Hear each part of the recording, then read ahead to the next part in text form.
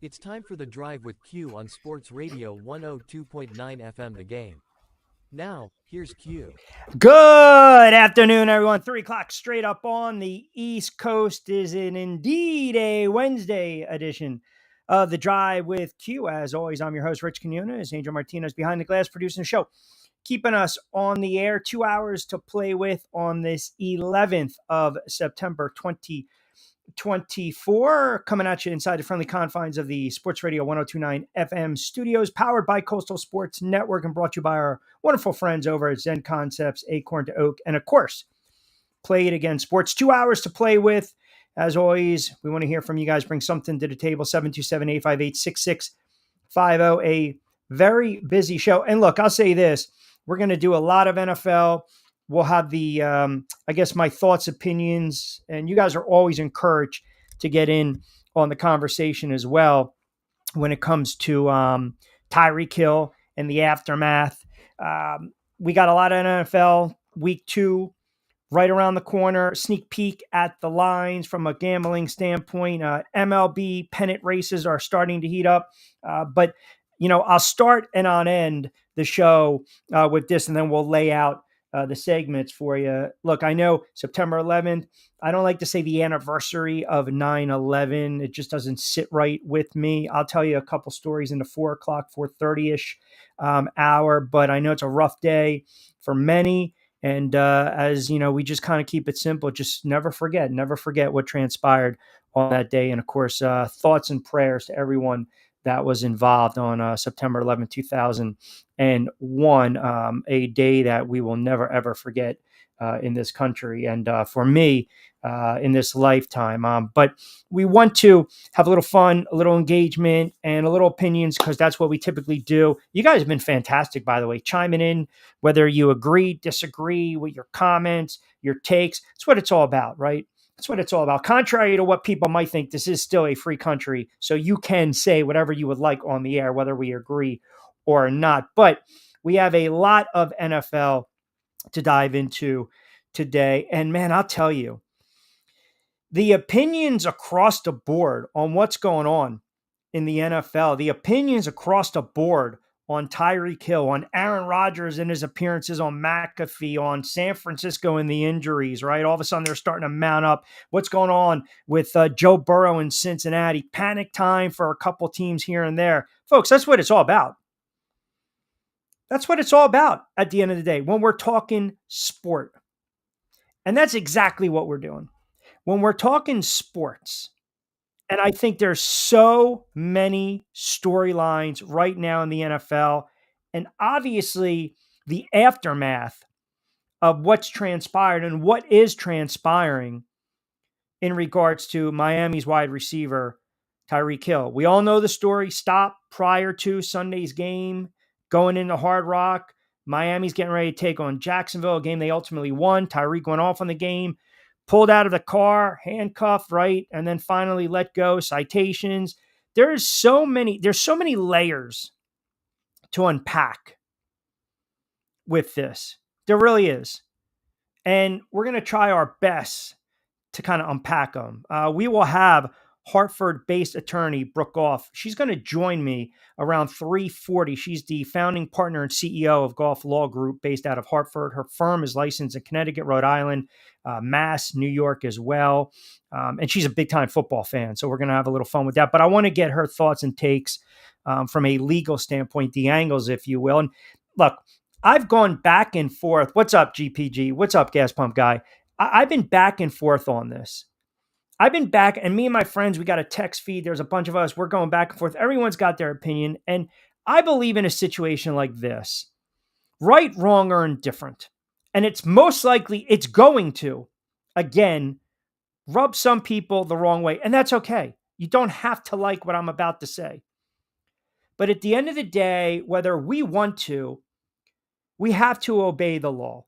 Whether we want to bite our tongue, we have to when it comes to police and being stopped. And if you're speeding, rural, residential, I don't care. If you're going over the speeding limit, I think this whole situation got out of hand because, again, you got cause and effect. Now, just follow me for a minute.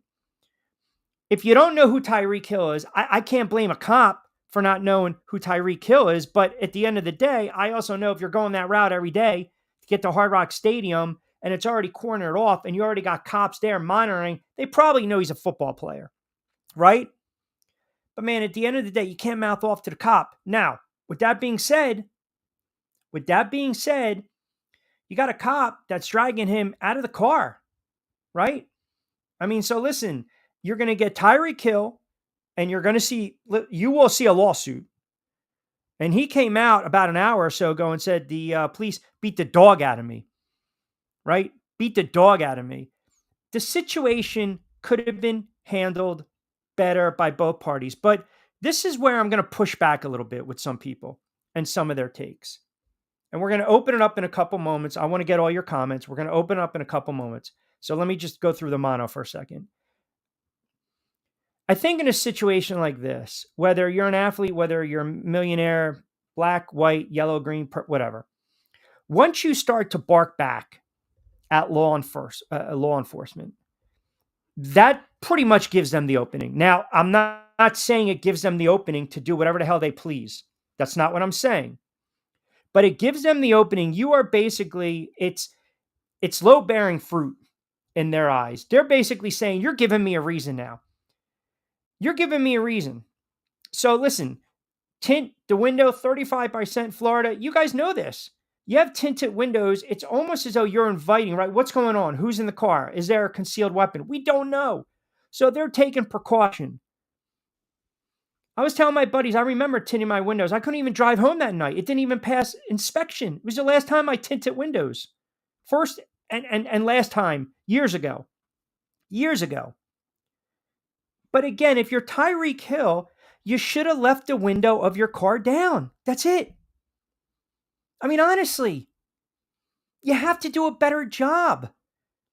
You just can't sit there and say, because I'm an athlete, because I'm a face of one of these franchises, everyone knows me. I ball out on a Sunday. I make millions and millions of dollars. I'm untouchable. No, that's where you're wrong. That's where you're wrong. That's where all bets are off. When the cop says pull down the window, lower your window, keep the friggin' window down. Instead, you'll roll it up. You know what you're doing? You're basically poking the bear. It's exactly what you're doing. You know, and you're sitting there, you don't want attention. Come on, man.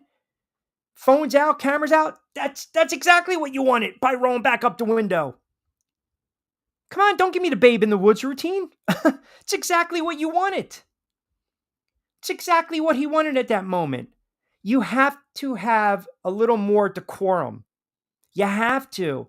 And again, once you basically tell the cop F you, and by doing that, I'm not gonna acknowledge you. And obviously, you didn't say F you, but point being is, when I sit there and say, no, I'm not going to do that. I'm not listening to you. I'm not doing that. You're not going to tell me what to do. When you do that, all bets are off. Now, again, at that moment, the cop, again, should have had a little more patience, a little more decorum, a little more resolve, and you drag him out of the car. It is a bad look, right?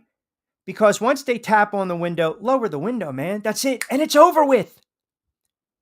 And a 10-minute citation, the ticket is written and you're off and you're gone. See ya. That's it. But that doesn't happen. That's not what happens. So the officer gets pissed off. The officer gets ticked off. You're poking the bear. I'm going to pull you out of the car by your arm and your head and force him face first on the ground. It was a bad look. Put the knee in the middle of his back. It's a bad look all around. But I believe if you are just 100%, if you are 100% on this day, and this is, again, my opinion, and you guys are entitled to your opinion, right? You're entitled to it.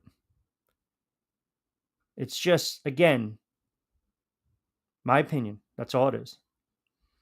If you're sitting here and you're saying that Tyreek Hill should not shoulder any type of blame at all, man, you're missing what transpired. You're missing the other part of the issue sometimes. If you're going to sit there and say he gets a free pass, come on, man. That's just a bad look. It's a bad look. And it's always after the fact, right? This is from those sitting there saying, "Get the hell out of here, Q. What the hell are you talking about?" This is from Tyreek Hill now, aftermath, right? I could have been better. I could have let down my window. At the end of the day, I'm human. I gotta follow the rules. See, that's where people will up in arms, flailing about. I don't need to follow rules. I can do whatever the hell I want to do. Okay, fine. Then all of a sudden, what do we have? We have chaos. We have anarchy. We have nonsense. We're acting like, peasant countries, third world countries. We're acting like where there's no order, there's no law. Everyone's the inmates are running the friggin' asylum. Have fun with that. Now, again, does that condone the cop for dragging him out and roughing him up like that? Absolutely not.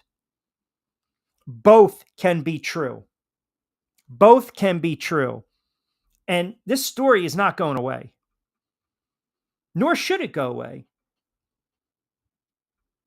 I mean, if that's me, and again, everyone approaches certain scenarios in their life, and I'll share this with you in the 4 o'clock hour, but we act or sometimes we react to certain situations. Sometimes, and again, no pun intended, you might have the personality where you shoot, then you look. And again, basically, I'm saying if you're a feisty person, if you're a passionate person, if you're sprouting off or have an opinion at the mouth, then you're worried about the repercussions afterwards. Not literally.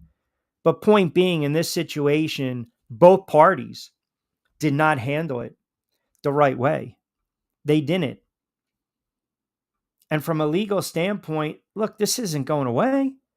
They want these cops to get fired. Probably you're going to see lawsuits. Listen, if you're a player and you're in this situation and you're a couple blocks away from the stadium, opening day, you got Super Bowl aspirations. Imagine for a moment, just follow me for a second. Imagine for a moment, what if Tyreek Hill, when he was pulled out, decided, I'm going to take a swing at this cop? Right? What if? What if he did that? What if he turned around and he took a swing? What are we saying today? What are we saying? What happens if the cop turned around and maybe broke his arm? I mean, I'm throwing it out there.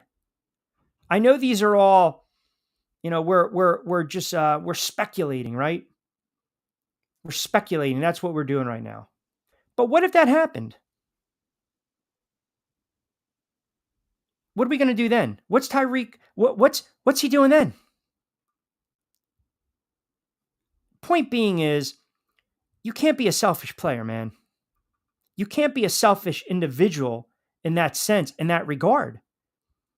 And you have to know exactly what the hell you're getting yourself into.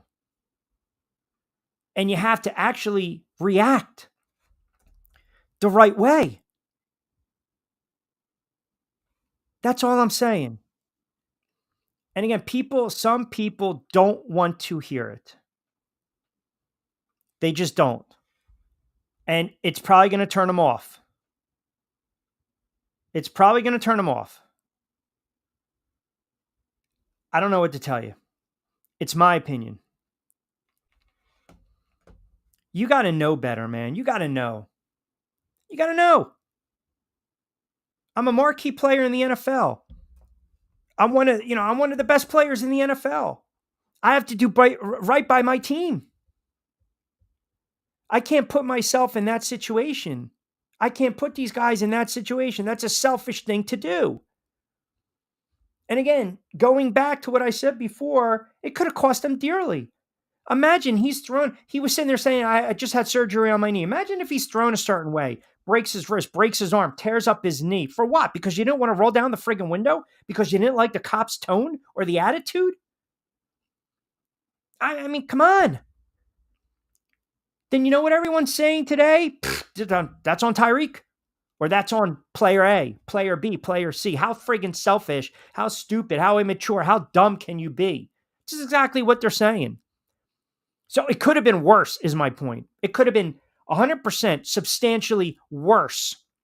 And it would have been a major, major black eye, not only for what's going on in this country the last several years, but also for the NFL. It just would have been a horrible look. Both parties can be wrong. They could have handled it better. So we'll get a little legal perspective as well. I also, college football, 4 o'clock hour. We got a lot of feedback from the other show earlier in the weekend prior to kickoff. I want to get into a little more Deion Sanders, Coach Prime. Got a lot of guys commenting on some of my comments earlier in the week. Week 2 in the NFL, look ahead lines. We have to get into that. And also Aaron Rodgers and the New York Jets. I mean, folks, why do you guys want to keep again, why do you still want to just get sucked in, right? Get sucked in to this nonsense and the hype.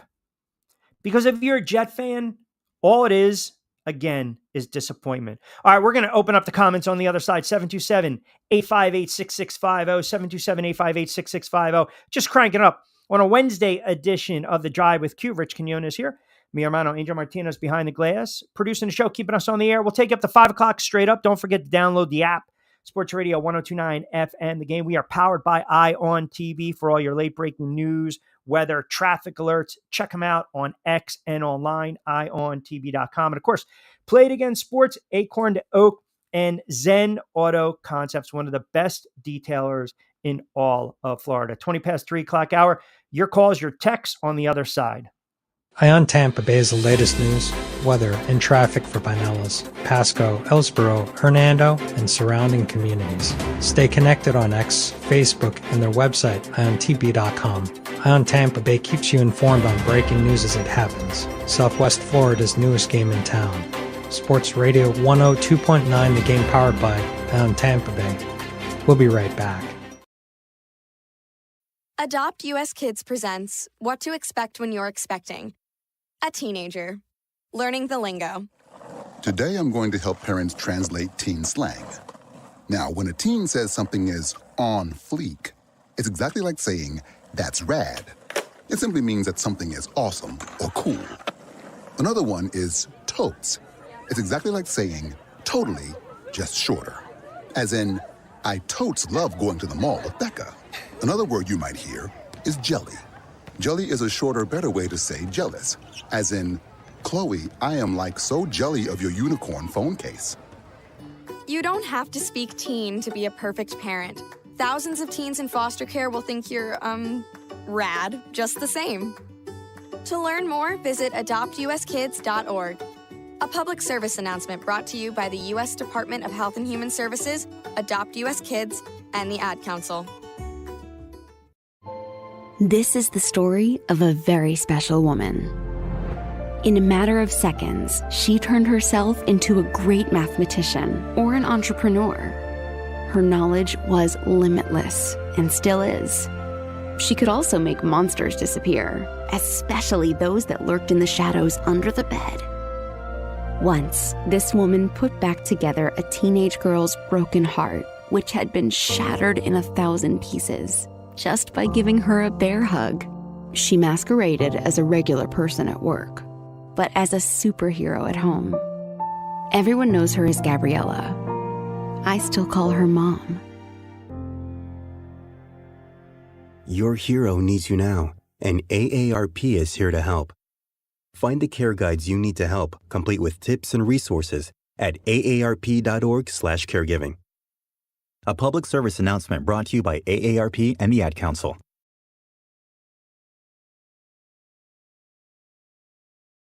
Download the Sports Radio 102.9 FM The Game app and tell your friends that Florida has a new leader in digital sports radio.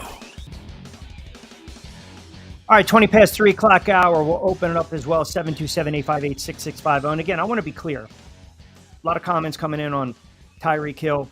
Imagine, you took a swing at the cop. They use such brute force. You tear up his knee. End of the day, you got to be smart. You got to listen to the cop. You got to bite your tongue. You got to think about your team. He didn't. But I don't condone the cop's actions at all. I don't. I don't. I don't want to get it twisted. Let me hear what you guys have to say. 727-858-6650. 727-858-6650. We'll rip through some of these comments. You guys are texting in on a Wednesday edition of The Drive with Q. Rich Quinones here. Angel Martinez behind the glass. And again, as always, we are powered by our good friends over at Ion TV. And we'll do our plays from Play It Again Sports in the 4 o'clock hour. All right. Let's see what you guys have to say. Tyreek Hill, who's right, who's wrong? What's going to be the aftermath of this one? 727-858-6650. Also, too, I want to get into a lot more of the NFL when we're talking about some of these week 2 plays. We want to dive into those as well. So early on, we get a little sneak peek of what's going on in the NFL with some of these lines. You got Thursday Night Football, which is tomorrow night, which is right around the corner. So, and oh, by the way, who's playing tomorrow night in Thursday Night Football? The team of the day, I guess you can say, the hot topic, the Miami Dolphins getting set to take on the Buffalo Bills. And coincidentally enough, that game is in Miami, Hard Rock Stadium. 727-858-6650. All right, let's see what you guys have to say out there. Mike Hill to me should have been suspended by the NFL or at least a hefty fine. Did the police use excessive force? Yes. But what's the old Tony Soprano saying? Those give respect, get respect. Wow. Suspended by the NFL. Rolling up heavy tinted glass window was a strike 1, then telling the police, just give me the ticket. I got to go with strike 2. Then the end zone joke was the final straw in my eyes. It's an interesting take. That's a real interesting take. The Bunker Boys. Stephen Ross can't send a car to pick him up. Make sure he's on time to the game. Yeah, I mean, listen, now we're splitting hairs with that, right? I mean, these players, we're going to take one isolated incident. These players know how to get to and from the game, and they want to drive to the game. They want to be left alone. It's not like, again, you're out, you're drinking, then all of a sudden I can send a car. I mean, listen, to me, I think it's somewhat apples and oranges, but I appreciate what you're saying. I understand the comment. Folks, it's just a bad look, man. You have to think smarter. You have to be better. You got to think about, as my buddy mentioned, you lose the battle, but you win the war, right? You just can't give him a free pass. You just can't. You just can't. And we know what's been going on. We know. We're not foolish, right? Listen, here's the thing in the NFL right now. Now you got a storyline for Thursday night on Amazon Prime. Miami's laying 2.5. And I'm already starting to look at week 2. And your comments, you guys can keep chiming in on Hill and whatnot in the aftermath. But I believe there's going to be some pending lawsuits. I definitely foresee that coming. But the fact now that you kind of come out and say, I probably could have done a better job, it's not going to weaken and or strengthen the case. But be that as it may, week 2, it is, I don't want to say panic time for some teams. I don't want to say that, but man, the injury bug already is starting to hurt teams, right? And then you've got also the outside stuff. I mean, we're talking about Hill. How about Deshaun Watson? I haven't even mentioned Deshaun Watson. You guys seen the latest on Deshaun Watson? He has to come out and deny more sexual assault allegations, latest sexual assault allegations. My God, they just come out of the woodwork. NFL on Tuesday is reviewing a complaint under the personal conduct policy, but they also added Watson will not be placed on the commissioner's exempt list because there have been no formal charges and the league's review just began. When are we going to realize this guy is just not a good dude? Like, when are people going to wake up? right? When are people going to wake up and just realize that he's just not a good dude? I mean, it's just, like I said, he's not a good dude at all. And yet, people think this guy can still play in the NFL. He can't. He just can't. 27 past 3 o'clock hour. And again, for you guys, I know you guys are texting in, you guys are hitting me up. If you are listening in on the app website, unmute the video, tap on the top of the screen. You're listening on the radio app, just hit the play button and the audio is going to sound as well. So appreciate that little memo from our guy, Angel. Appreciate that. But Deshaun Watson, I mean, the guy can't play anymore. He's cooked. This guy's absolutely shot as a quarterback. Who the hell's going to want to trade for him? Nobody's going to want to take on guaranteed money. Don't be shocked if Jameis Winston is starting at some point this season. And speaking of quarterbacks who are shot, Russell Wilson. Pittsburgh's going to go with Fields again. And I look like a genius because I said it in August. I said March, April, whenever it was, that Justin Fields was going to be a week 1 starter. Now, did I know that Russell Wilson was going to have the calf injury? Well, it kind of opened up the door. I mean, if you're looking at a futures bet and you're saying who's going to get more starts and you're taking the games and the over with Justin Fields, you're probably feeling pretty good about yourself. Russell Wilson, that's another quarterback. He's shot. He's done. He's absolutely done. Bob, Summers Point chiming in. Q, always love the opening monologue. You hit the nail right on the head. If you're Tyreek Hill, it doesn't matter if you're an athlete, doesn't matter if you're white, black, as you alluded to, you're making millions of dollars. You must abide by the law. Indifferent, right, wrong, it doesn't matter. Shut your mouth, roll down the window. And oh, by the way, did you see the ratings with the NFL per game? Thank you, Bobby. I'm going to get into the ratings as well. I think it was like 21 million viewers per game. It just shows you that the NFL is just on another level when it comes to how they make money. It's ungodly. It's absurd. It's absurd. It's absurd how much money the league makes. And to your point, yeah, you just got to abide by. Nobody likes to be told what to do. Nobody does. You guys all have jobs. You all have bosses. You guys probably get annoyed. But again, you got to listen to them or you're going to get fired. In this case, you're listening to a cop. You don't give, and again, no pun intended, you don't extra ammo. You just don't. You don't give a cop a reason to want to pull you out of a car. You don't give them a reason to want to just grab you. You don't. In some cases, they're flat out wrong for how they act. Some cases, they are flat out wrong how they act. But in this case, I know that what's going to happen is, again, it just always comes down to race, right? It comes down to black, white. It's always going to come down to that. And everyone's got their own thoughts. Everyone has their own opinions, and I welcome it. And again, we might agree, we might disagree, but I'm telling you, man, when you watch this, you'll see both sides. When you keep going back to the footage, some people will say the PD were excessive, or did they really show more restraint? Was to stop by the book, because that's what IA is going to look at. And then ultimately, that next step is, do people believe that Tyreek Hill was racially profiled? And I think that's a fair question to ask. Gas Pump Guy, Q, but do you really believe that if you would have left the windows down, that it all would have ended right there? I don't. I think the cop was on a mission. I can't answer that, man. It's a great, great point. I'll tell you a story in the 4 o'clock hour. That'll, again, peel back the curtain a little bit, because it happened to me. But I'll tell you that in the 4 o'clock hour. I don't know. I believe that if you roll the windows up and you roll the windows down, you roll the windows up, you roll the windows down, I think you're almost inviting.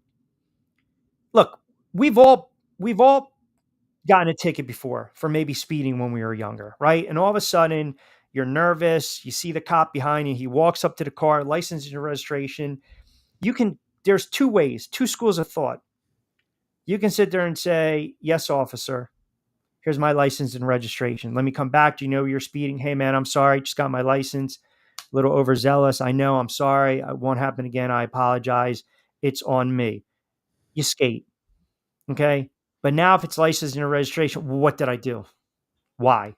Hold on. I'm on the phone with my agent. Now, we're obviously 18 years old, but point being, you have to sometimes learn to not react, but be proactive. And in that case, I think Tyreek Hill was reacting.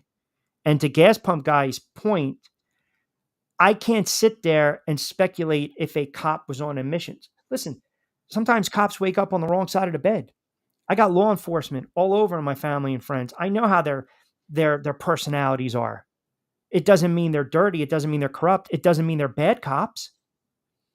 But yeah, sometimes you catch a guy on a bad day, and I don't know. You're asking me to think in that situation, put myself in the cop's mind, and I can. And I believe if the window was just roll down, stay down, he got off the phone, he said, hey, I'm Tyreek Hill. I play for the Dolphins. I'm just on the phone with my agent, Drew. I got to call you back. I just got pulled over. That's it. That is it. It is a 10-minute issue, citation, go. What do you think, Angel? Jay, now, of course, we can always play back the video if you would like I did on my show earlier today. But to me, it's if Tyreek Hill, yes, you definitely want to keep the window down. Because if you already put it down the first time, just keep it down. I mean, it's beyond. Yeah, I mean, we've seen it enough time. Sure. But I know what you're saying. It's keep it down, right? Keep it down the window. So from Bariglio, a text came in. May not look the man, but must respect the uniform. May not look me the man, but respect. Okay. So finish your thought. Go ahead. Finish your thought first. So my thing is that, okay, yes, if you put down the window, sorry, because as a text came in, I would make sure finish your thought. Comes across. But once the window went down, because I mean, it is dark. That is super dark tint.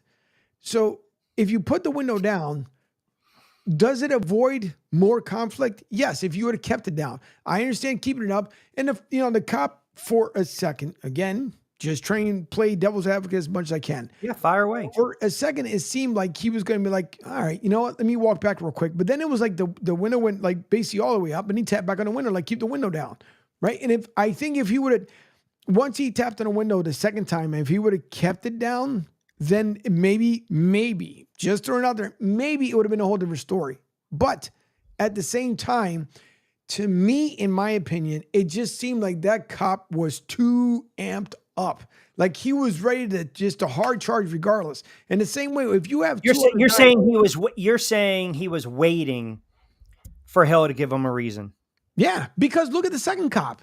The second cop that was there, right? So the first one says, the second one that pulled up, he's right behind his partner there. And then he turns around. Once he realizes Tyreek Hill, and he at the third cop that was behind them, he turns and says, it's Tyreek Hill. Well, that's when he turned around and he also said, hey, man, what did Tyreek Hill say? Something like, something about color or being black, and the cop, the cop was Cuban, right?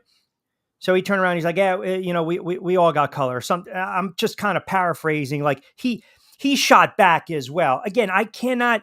You're asking me to go in the mind. No, but it wasn't. No, but that was after they were out the car. Yeah. The other cop recognized him and said, hey, and he said, oh, I didn't. Okay. But again, it's Monday morning quarterbacking. In any other situation, if you keep the friggin' window down, that's it. Right. End of story. Right. End of story. You get a 10-minute citation and you drive off to the game. Yeah. If you keep the window down, correct, because at least you're trying to de-escalate someone that might have been already escalated. So I understand that. So you keep the window down. The same way, like I mentioned this morning, I was going to work, dark 30 in the morning, had my Dodge Neon. The two windows in the front, it was a 4-door, so I can hit the two windows to go down. But the back windows, I would have to physically roll them down. Now, I had light tinted windows. This is when I was living in Philly and I was working out in the county. So I turned the dome light on the inside of the car as a cop approached the car. Had my hands on the steering wheel and he said, good morning. I said, good morning. He goes, how are you? I said, I'm fine. And then he mentioned, like, The only reason why I put on the lights and pulled you over because you were doing 29 and a 25. And I was like, okay, I already had my license, so I'm ready to go. And he said, I'm letting you know, I'm just kind of giving you a warning, but if you don't mind me, I see your license. I said, sure. So I handed it to him. So the only other question he had before he walked away, he says, I'm going to go check everything out, make sure everything's fine. If everything's fine, I'll just give you a warning, you'd be on your way. And I said, okay, no problem. So, but before he walked away, he says, why did you turn on the light? And I said, well, I put my 2 windows down and I put on the dome light for both of our safety, yours and mine, because I can't power down my windows in the back. And I know you guys like to look, and it's early in the morning, so I want to make sure everybody's safe here. Walked, came back, thanked me for not only just, obviously complying, but also for taking into his accountability to safety, because it was a light tinted window. And like I said, even if the window's up, you can see into the car. The only reason why I try to do is try to save the seats and stuff. But he was nice. He was cordial. Didn't give me a ticket, even though it was only 4 miles, 29 and 25. But even still, could he have been a jerk? He could have been. Could I have been an asshole? I could have been as well, but I didn't want to because it doesn't make any sense. But in going in Tyreek's situation, he should have left the window down. Yes, I think we're all in agreement. We gotta understand, man.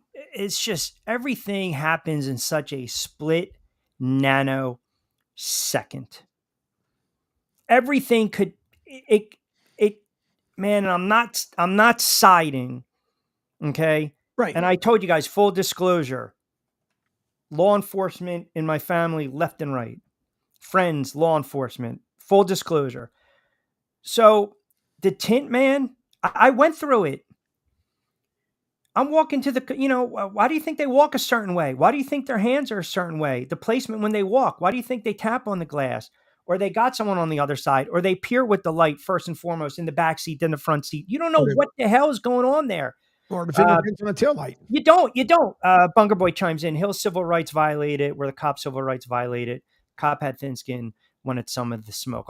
Who's to say? I don't know about that. We'll get into that. Listen, there's a lot of layers to unpack. Right. With this, right? I want to take quick time out, and then we'll reset the table. We'll punch up Brooke Goff. She's going to join us as well. And we'll get a really good take, right? Founding partner, CEO of Goff Law Group based out of Hartford. And again, her firm's licensed in a various amount of states. We'll get into Connecticut, Rhode Island, Mass, and New York. We'll get her thoughts on this. She's an avid football fan too. So nice little spin on that for those that are just chiming in. We'll kind of reset the table for you. 40 past the 3 o'clock hour. Keep the comments rolling in 727-858-6650. It is indeed a Wednesday edition of The Drive with Q. Rich Quinones here. Angel Martinez behind the glass. Quickie timeout. We'll come back on the other side. Hey, Dad. Your prescription will be ready in just a minute. Hey, Dad. Your laundry will be ready in just a minute. Dad, your lunch will be ready in just a minute. Hey, honey. Why don't you take a minute? When you help care for a loved one, you give them as much time as you can, making sure they're safe and comfortable. But it's just as important that you take some time for yourself. At AARP, we can help with information and useful tips on how you can maintain a healthy life balance, care for your own physical and mental well-being, and manage the challenges of caring for a loved one. Because the better care you take of yourself, the better care you can provide for your loved one. Thanks, Dad. Thank you. You're there for them. We're here for you. Find free care guides to support you and your loved one at aarp.org/caregiving. That's aarp.org/caregiving. A public service announcement brought to you by AARP and the Ad Council.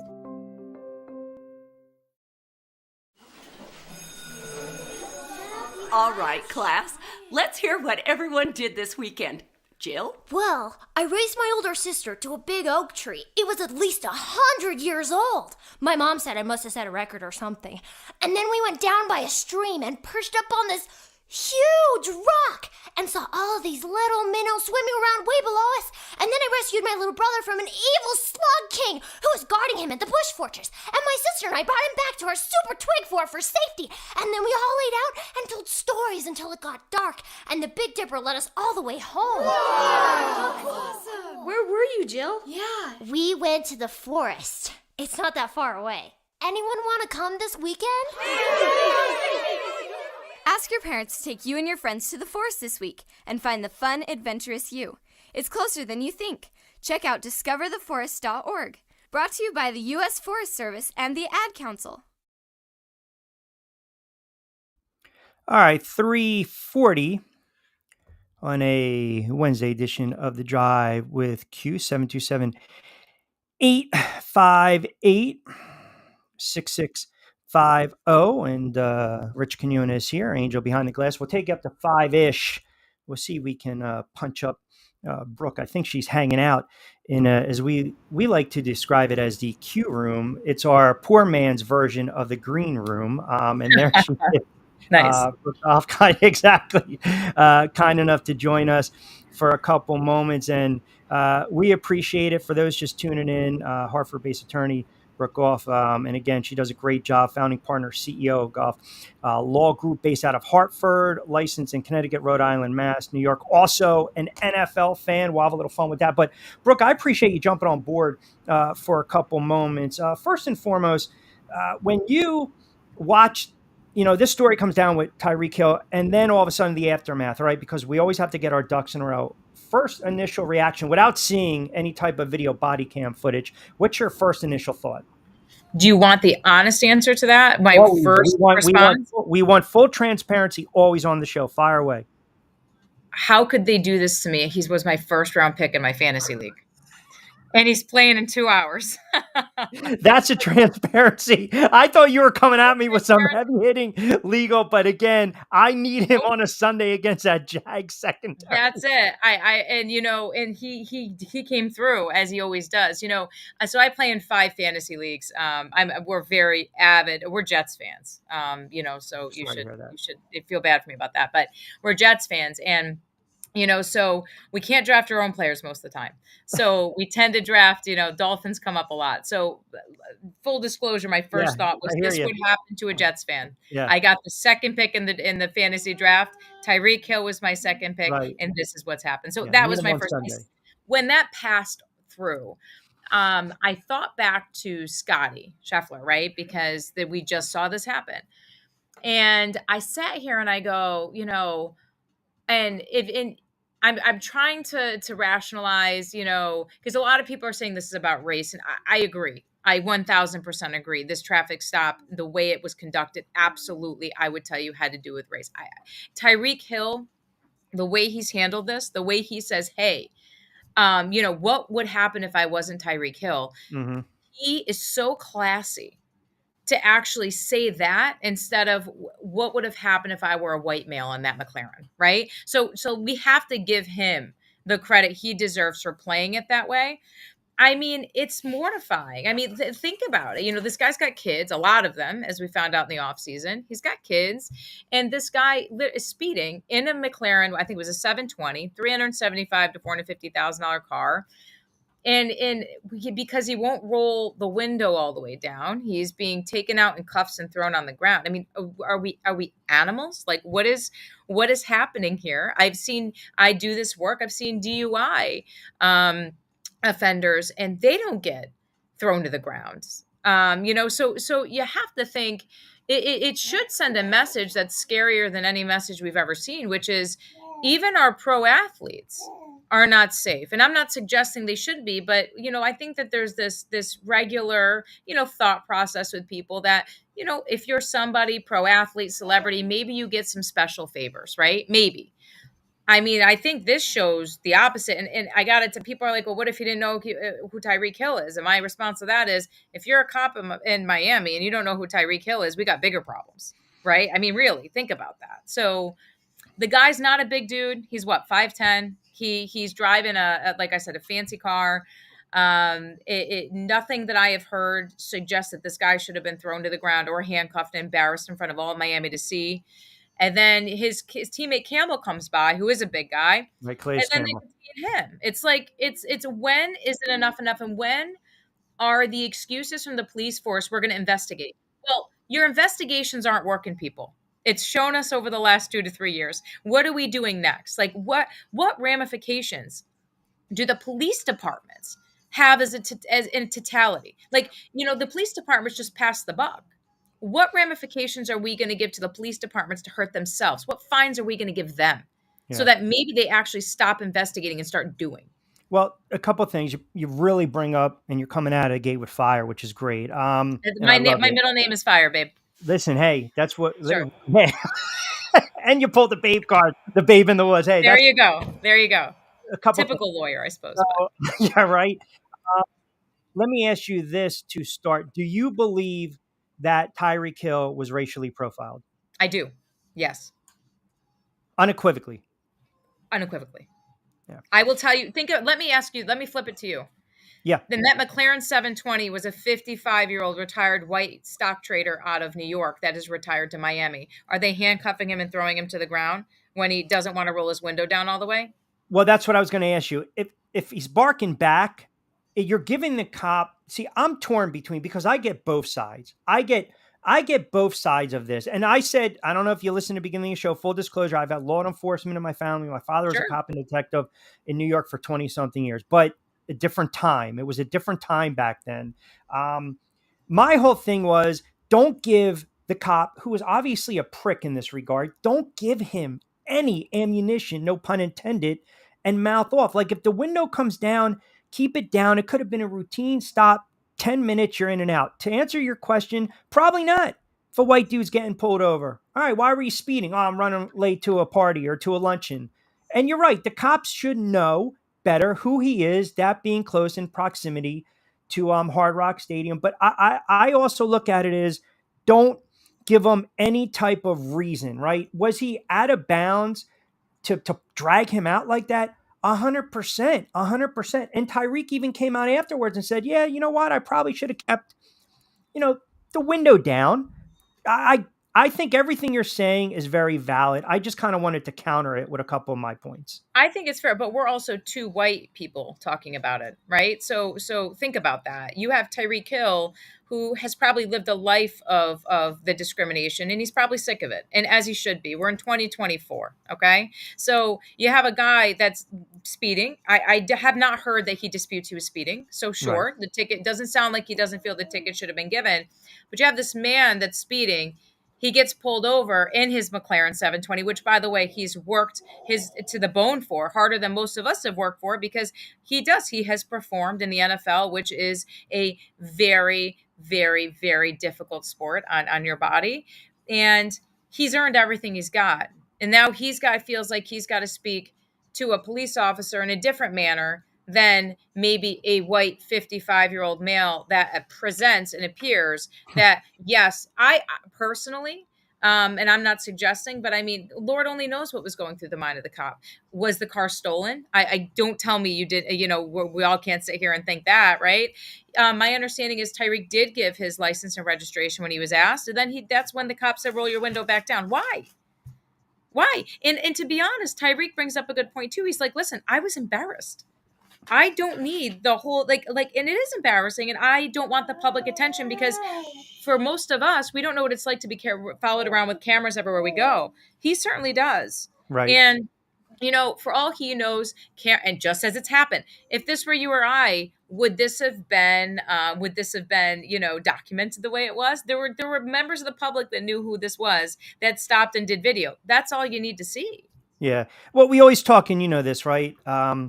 It's always Bunker Boy chiming out deep. Are you guys making this back and forth affair with the comments today? That's why I love you guys tuning in. It's always the cause and effect, right? I mean, so you pretty much stated if you should have listened more. And I guess you've had clients like this. I'm wondering if your first instinct is, well, why didn't you just listen to the cop? It sounds like he did listen to the cop until the cop said, roll your window all the way down. And again, I go back to, we cannot sit here and say we know what it's like to be a black male in America. No. We cannot. No. And there comes a point, I mean, you're speaking to a white, but a female in America. I get it. And to some regard, right? But it comes a point where when is enough enough? And I'm sure, listen, this guy's getting ready for a game. He's probably in you have to be in a certain mindset to be able to go out and do what they do. And this is completely disrupted it all. I mean, I say this as non selfish as possible, but he did put up 29 points for me in that game. I mean, there's a lot to be said about that, because, people were going at him. People are going at him about when they celebrated in the end zone, he was getting a ref. He's drawing attention to a problem. Let it. Yeah. So I think it's messed up. I think it's absolute racial profiling. Nobody's going to change my mind. Okay. And this is me. This is a lawyer. And you're entitled. Yeah. And you're listen, your opinion means something, right? Your insight, you've been practicing law your entire life. So guess what? You've got a say in the matter, and we take it with a grain of salt, and I respect it. I believe also too that the cop used excessive force. I think he had a 100%. restraint. I think, again, I kind of go back, and I'm not trying to hedge. I'm really not. It could have been both handled better. Now, what do you believe? What in your mind was Tyreek Hill's civil rights violated? I'd say yes with the detainment and the throwing. Yeah, I would say sure. I think that's a harder argument to make. I do. But I mean, this is the problem. This is why they call these investigations. They're going to say what the police are going to say. And I represent a ton of cops, by the way. They respect me. I like them very much. I respect everything they do. I do. And it stinks because there's a few bad apples spoil the bunch. And that's the truth. And that's the truth of it. And whether that's education, whether that's training, whatever the case might be. But, I have to tell you, there's always seems to be an excuse that gets away from the civil rights argument. Because in America, we don't like to talk about violation of civil rights. And that's okay. I think, I will tell you how this stuff stops is doing exactly what Tyreek Hill has done. I think, and I say this not because he got me 30 points in fantasy. You always keep going back to that one. I think it's an important piece that he deserves even more respect. He's the person that should be the player of the week because of what he was able to come back and do after this whole, debacle. But I will tell you that in my full honesty, people like Tyreek Hill, the way they handle it so classy, allows us to talk about it in forums like this, where we can really potentially implement change by putting pressure on these police departments to either train or to really pay the price. This cop, okay, he's on of course he's on as he should be. Right. But that's not enough because all these police officers that have racially profiled over these last, 3 to 4 years have been put on administrative leave too. And unfortunately, some people have died. Now, what happens? Let me, because I got a lot of cops out listening to my show as well. Of Let course, me count that for a second. What happens now if that cop, say, had a flawless 25-year track record in the community doing good and had one bad moment? Should he lose his job, lose his pension, lose his career? I'm not suggesting this cop should lose his job. This is not a cop failure. This is a police department failure. This is a system failure. I am not blaming this police. There's a reason this police officer felt that he had the power and that he had no other choice but to do what he did. I'm not saying, now listen, if this guy's got a record, that's a whole nother story. Sure. But if this guy doesn't have a record, that's a system failure. I own a business, okay? If my employees do something wrong, the first thing I'm looking at is myself. Where has the firm failed you? Accountability. And, we're always, especially in corporations or as an enterprise, we're always trying to point fingers when the real finger shouldn't be pointed outward. It should be pointed inward. And I think that the government does not hold these police departments accountable. I think that they just say, oh, we're investigating. Oh, okay, we're going to make him lose his job. Then we all forget about it. We're talking about the next awful thing that's happened. Too much has happened. Enough's enough. And I think that I'm surprised. And this might sound dumb. We're not going to talk politics, but we all watched the debate last night. How does this not come? How does this not come up? It's a lightning rod. Two candidates aren't even seeing it as an issue. Yeah, it's a lightning rod of a topic. And listen, we know, and we both can agree. You're right. There's some bad apples in the bunch. It's just in any walk or form of life. And that I agree with you 100%. I think it's unfortunate, the whole situation. Now, the aftermath, the ramifications, again, if you are representing Tyreek Hill, do you sit here and say, listen, because of this detainment right now by the Miami PD, we're going to look into a lawsuit here, right? I mean, is that probably the next Yes. Can you foresee? Yeah. As he should. To be honest, listen, I'm not one of these attorneys that are, I know this is weird. I'm not sue happy. I'm a personal injury lawyer.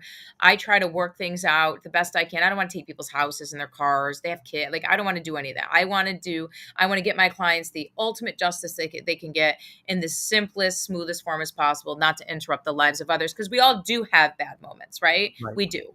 But I will tell you, Tyreek should sue. He should draw attention to it more. So I think he's talked about this as well. I've read some commentary about that, and he's talked about it. And I will tell you again, and I go back, and I'm so sorry, we're not going to talk politics, but how your two candidates have not paid attention the last 4 years, one of which, and I respect her, one of which is a member of a protected class and multiple, and you don't address it, shows me it's still not getting the attention it needs. You Tone had a deaf. Tone deaf. stage. You had a stage. And you could have, so my piece is, and I can say, listen, I am a white female. Tyreek, I have no idea what you're going through. But let me tell you, any part that we, the people that don't have to worry about getting on our McLaren 720 and getting pulled over and thrown to the side of the road and detained, we support you because it's wrong. And I want my 11-year-old son, who's a white male, and my 10-month-old daughter that's a white female, to understand that color doesn't matter. Everybody's the same. And until we're all singing that mantra, including our law enforcement agencies, I'm not even blaming the cop, the agencies, we're never going to see real change in this country. And that's the truth. Yeah. And the other thing is there's just too much talk, by the way. 4 o'clock straight up, Brooke Goff, kind enough to join us, founding partner, CEO of Goff Law Group.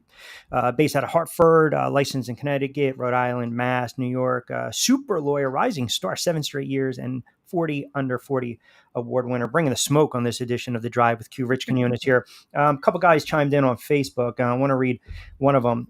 Pete, listening in Delaware, chiming in. Q, I love your guest. I love her passion. I love her insight. I think she's a little off base. It sounds like she is giving Tyreek Hill 100% free pass. Not doing it.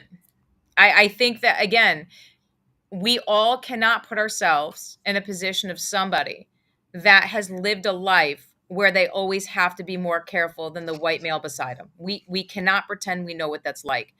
I am not giving a free pass at all. However, when there is a pattern of events that occur, there's usually, it's not because it's a coincidence. I don't believe in them as an attorney. We have to look at the pattern and see how we can change it. And how you change it is making the institutions accountable. So I think, yes, should he have rolled his window down? Sure. But is the price to be paid for that cuffs and thrown on the ground? No. When you're begging for no. That's the piece. Yes, roll your window down, Tyreek. I think if he could have done it again, he'll say roll your window down. But the guy didn't go reach in his pocket. He didn't think he was pulling anything out. He didn't get out of the car and start going crazy on him. He wasn't under the influence of drugs or alcohol. Where are the limits? Listen, fair points. Kevin on Facebook chimes in, listening in North Carolina. Q, I'm absolutely enjoying today's show. Your guest is incredible. I love her fight and her feistiness. And yes, we do as well. But I do have a serious question for her. Couldn't it just been a routine stop lasting 10 minutes and then Tyreek Hill use his platform as being a stud star NFL player to raise awareness? Can you repeat? Could this have been a regular? He's asking, could it have been a routine stop if he just abided by the officer and then live to fight another day, meaning get the ticket, go about your business. You're Tyreek Hill, hold a presser during the week, use the platform of being a star NFL player and trying to evoke some kind of change. Because to your point too, Brooke, all we're doing now, everyone's just this. They're just talking. So we're assuming that that's what would have happened. Right. I mean, it is a big step to get somebody out of the car and put them on the ground and cuff them. So if he rolled the window down, would he have still asked him to exit the car? If Tyreek even said something that would be, normally acceptable to another general population, would he have been arrested and thrown to the ground? We don't know. So we're making a lot of assumptions. But I will tell you, if that was the case and Tyreek didn't roll down the window and just got the ticket and moved on, of course that's the path of least resistance. But until that body cam footage is actually released, which will be quite some time, because that is right. We'll talk about attorneys right now. Gun. There's your evidence, right? Yeah. That's it. And I'd be interested to see if there's any interference or whatever the case. Until we hear that body cam footage, I can't really answer it, but I can tell you it's a big step. Don't roll down your window, throw you to the ground and arrest you. Yeah. There had to be some sort of something going on. And those are the missing pieces we don't have. As an attorney, I've been trained not to speculate. I have. We're all human beings. But I tend to think that had the window been left down, we may have potentially run into a similar problem. Let's see what the body cam or the body cam video shows, and we can come back on and we'll talk about it. Yeah, I'm curious because you said that you do personal injury, correct? I do. I mean, and you're obviously, you're very well spoken, intelligent. The more I listen to you, it would almost strike me as, hey, here's a civil rights attorney.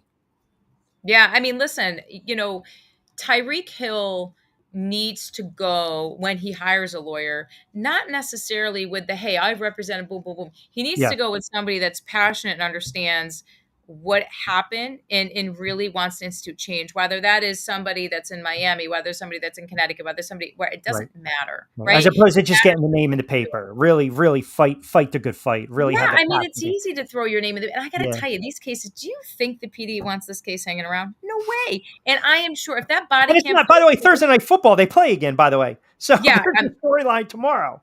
Yeah, I know. I have Tua, so I know that one for on another league. So I'm not playing him. I'm not playing him. But we're huge. By the way, we're Jets fans, huge Jets fans. Horrible.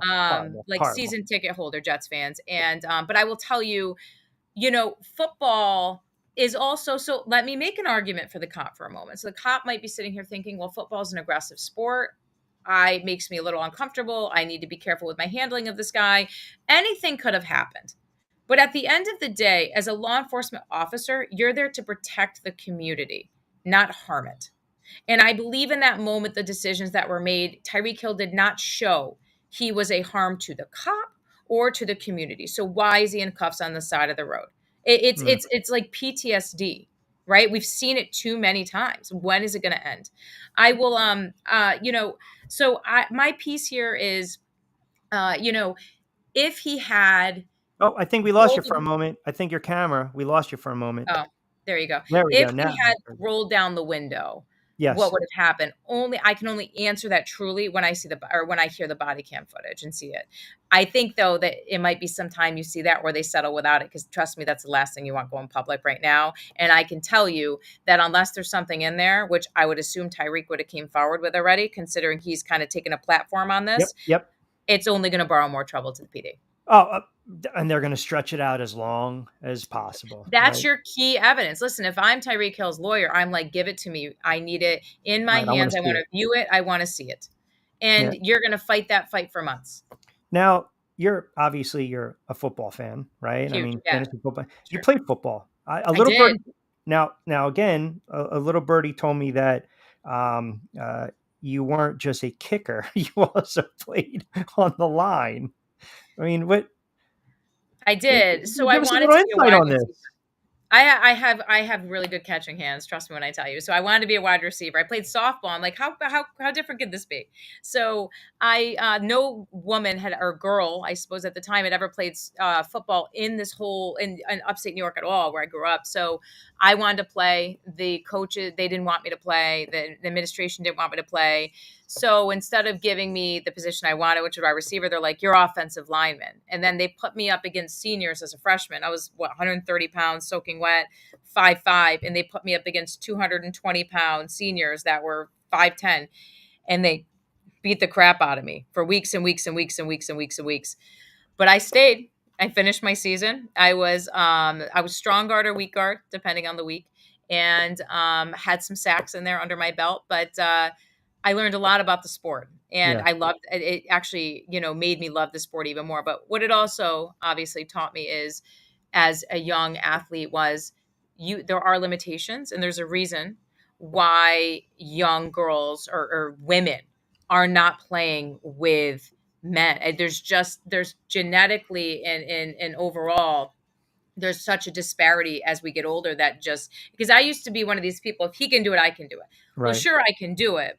Right. But it doesn't mean I should be. And I feel that as a society, we've really embraced that. And now there's like women's football teams all over Connecticut. Sure. It's great. Flag football. Yeah, absolutely. And not even flag. They have And tackle. tackle football. Yeah. Tackle football. Yeah. Nobody wants to pull a flag. Well, Hit me. Nobody wants to pull a flag. Hold on. Give me the mulligan. Give me object. You can object. That's fine. It's overruled. I didn't mean it like that. It was the first. Listen, you're gonna tell me to stop running. You better bring me to the ground. There's no way you're pulling a flag. I'm going to the end zone. That's That's it. a fair. That's a fair. Now you're doing. Was it a marketing or also campaign with Jared Goff as well? No relation. Jared Goff, yeah. Well, we don't know. I mean, no known relation, but we were talking when I went and I shot with him, and we obviously share the same last name, and we were joking about it. We have some family that live pretty close, so who knows? Maybe wicked distant cousins. But it's funny. Growing up, we referred to Jared as the cousin, as my son has been growing up. So if you ask Grayson, my son, he'll probably tell you he's my cousin, but no known relation. And I'll let you out with this though. You mentioned you are a Jet fan. You see my little blue helmet. I can't really speak because the Giants are bad. Are you a Rodgers guy, or are you a Rodgers guy because he's on the Jets? I'm a Rodgers guy because he's on the Jets. Rodgers gal because he's on the Jets. Rodgers. Well, no, I understand what you're saying. Rodgers gal. Listen, I saw for the first time in 8 years. I saw everybody was so upset about Thursday. I was doing cartwheels to the house. I didn't care what the result was. The moral I victory? saw a quarterback run his offense, and I have not seen that. I haven't seen a third down conversion as a Jets fan more than once in a game in years. So I am a Rodgers fan. I saw Aaron when I was at the American Century Golf Championship, and I chatted with him about the season. I let him know my expectations, but I will tell you, I'm definitely a Rodgers fan on the Jets. I think we are stacked. I think that, quite honestly, I don't know where this Mason kid came out from, but for that kid, which we didn't prep for, I heard McCaffrey wasn't playing. I hate to celebrate somebody's bad luck, but my God, I was singing a tune all no run. For hours. I'm like, this is the best thing that's ever happened. But then this kid comes in, and I'm like, he's going to steal McCaffrey's job. So who knows, right? But I will tell you, next time I come on, I'm usually I play in a senior citizens golf league on Wednesdays. That's what you're seeing. I'll have my makeup on and my hair done. You guys will, No, this. I'll walk the walk and talk the talk. Now this is well, if you want to see the talk, if you want to see the walk the walk now, this is how I play on the golf course. So That's what we I was giving you a little bit of something. Listen, this is no filter. This is the drive. Yeah, we don't care. The wind's going through our hair when we're taking the drive. We don't care about the makeup. We just want raw, authentic opinions. The camera's not making my face look great. I'm not happy with the face. So next time, for my own sanity, we're gonna fix it up. And the first thing I want you to say before we talk about whatever topic it is, wow, did you wear makeup today? Did you put yourself together today? We can call it out. I mean, I have to watch myself. You'll be like meeting another person. Yeah, but even though you did throw out the babe early on in the conversation, so I guess it could. All right, there's some synergy with that. Do you do anything with social? Are you on social media at all? I am. Yeah. So I have Brooke Goff official page. And obviously my firm is Goff Law Group. And so you can check us out either or. We have some really awesome campaigns coming up too, after Jared Goff even. And we have a lot of fun with it. I'm 37 and I built an empire that could retire me tomorrow. So I'm pretty proud of that. God bless you, man. That's fantastic. I'm pretty excited about that. You came into the show with a little fire, and that's what we want. Listen, Aaron Andrews, I'm coming for your job, babe. I'm coming for a job. That's it. You know what? You got the open invite. We might have to do something weekly with this. So you got. I mean, the accolades. Everyone's. It's like I'm seeing comments, tweets, text, Team Brooke. I'm like, I didn't know we were combatants. I thought we were just having some good dialogue. No, fantastic insight, and I really appreciate you taking a couple moments. Because you're very genuine and you're really authentic, and it's rare to find, right? Everyone wants to be PC, and that's not what we look for. Just be transparent, be honest, and give us your best thoughts. And that's exactly what you did. You're going to go out and hit them right now? No, I did it this morning. You want to see? I'll introduce you real fast. The biggest Jets fan, Paula, can you come here? Paula. Oh, we're getting a cameo. I'm going to give you the biggest Jets fan that you've ever seen. Like I can't even contain. Was doing my best to contain the entire Monday night. There's your biggest Jets fan. She had a Rodgers jersey on and everything. So there you go. A little mic time. Look at that. Yeah, and then now I gotta watch myself. She turns it off in normal fashion. Yeah, well, we heard the little the mumbles in the background, so we kind of JETS Jets. That's what you there guys you heard. go. Oh guys, man, take it easy. Thanks for having me on. All right, making that kid a Jet fan already. All right, bro, appreciate it. A couple. Thanks, guys. Take it easy. All right, guys. Appreciate it. That's fantastic. Fantastic stuff. By the way, I can't believe how many comments coming in on Facebook, my text as well. Absolutely crazy. We got to reset the table on the other side, Angel. I know we're due for a break, 11 past the 4 o'clock hour. We'll get your thoughts on the spot as well coming up on the other side, but we'll take you up to 5. Great stuff from Brooke. A lot of comments coming in, and we got to kind of recap that segment. So No, it was we'll come good. back. It's what's the odds that you get, we know that attorneys are busy, but what are the odds that you get somebody that just comes in, and tells it just the way Guns blazing. Listen, guns a-blazing. That's exactly what that was. 727-858-6650. Very well spoken, very authentic, very genuine. But she also said a couple of things that stood out. So I want to address it as well on the other side. 727-858-6650. We'll take up to 5 o'clock on a Wednesday edition of The Drive with Q right here on Sports Radio 102.9 FM The Game. Ion Tampa Bay is the latest news, weather, and traffic for Pinellas, Pasco, Ellsboro, Hernando, and surrounding communities. Stay connected on X, Facebook, and their website, iontp.com. Ion Tampa Bay keeps you informed on breaking news as it happens. Southwest Florida's newest game in town.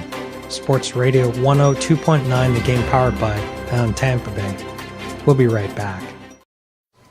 Hey, Dad, your prescription will be ready in just a minute. Hey, Dad. Your laundry will be ready in just a minute. Dad, your lunch will be ready in just a minute. Hey, honey, why don't you take a minute? When you help care for a loved one, you give them as much time as you can, making sure they're safe and comfortable. But it's just as important that you take some time for yourself. At AARP, we can help with information and useful tips on how you can maintain a healthy life balance, care for your own physical and mental well-being, and manage the challenges of caring for a loved one. Because the better care you take of yourself, the better care you can provide for your loved one. Thanks, Dad. Thank you. You're there for them. We're here for you. Find free care guides to support you and your loved one at aarp.org/caregiving. That's aarp.org/caregiving. A public service announcement brought to you by AARP and the Ad Council.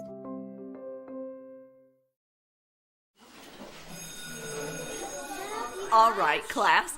Let's hear what everyone did this weekend. Jill? Well, I raised my older sister to a big oak tree. It was at least 100 years old. My mom said I must have set a record or something. And then we went down by a stream and perched up on this huge rock and saw all of these little minnows swimming around way below us. And then I rescued my little brother from an evil slug king who was guarding him in the bush fortress. And my sister and I brought him back to our super twig fort for safety. And then we all laid out and told stories until it got dark. And the Big Dipper led us all the way home. Awesome. Where were you, Jill? Yeah. We went to the forest. It's not that far away. Anyone want to come this weekend? Ask your parents to take you and your friends to the forest this week and find the fun, adventurous you. It's closer than you think. Check out discovertheforest.org. Brought to you by the U.S. Forest Service and the Ad Council. Don't forget to get social with us. Follow Q at RichQ on Q. And now, back to Q. All right, 4:15. I'm still getting comments coming in. 727-858-6650. See what you guys have to say as well. That's a fantastic spot. Let me read a couple of these off real quick. Joe in Ellesmere, Delaware, chiming in. Q, glad you're back on the air. That was an outstanding spot with the lawyer. I agree with you. She's definitely full of piss and vinegar. Very entertaining and engaging. And she flat out said Tyreek Hill was racially being profiled. Listen, she had some very fantastic takes and insights. And I think, the beauty with what we do is you don't always have to agree. You can agree to disagree, but I wanted to get her thoughts on that, especially if she also believed that there's probably going to be an impending lawsuit. And it's tough too, right? Because I'm saying to myself, all right, Angel, you're going to investigate me. I'm going to investigate you. It's almost like a wash, Right. In that regard. And the one thing I do want to convey, and I want to hear from you guys, and again, let the comments rip, 727-858-6650. My guy Vince chimes in, white people telling black people to be submissive is problematic, period. Well, two things. Scott was Cuban. I understand what you're saying. I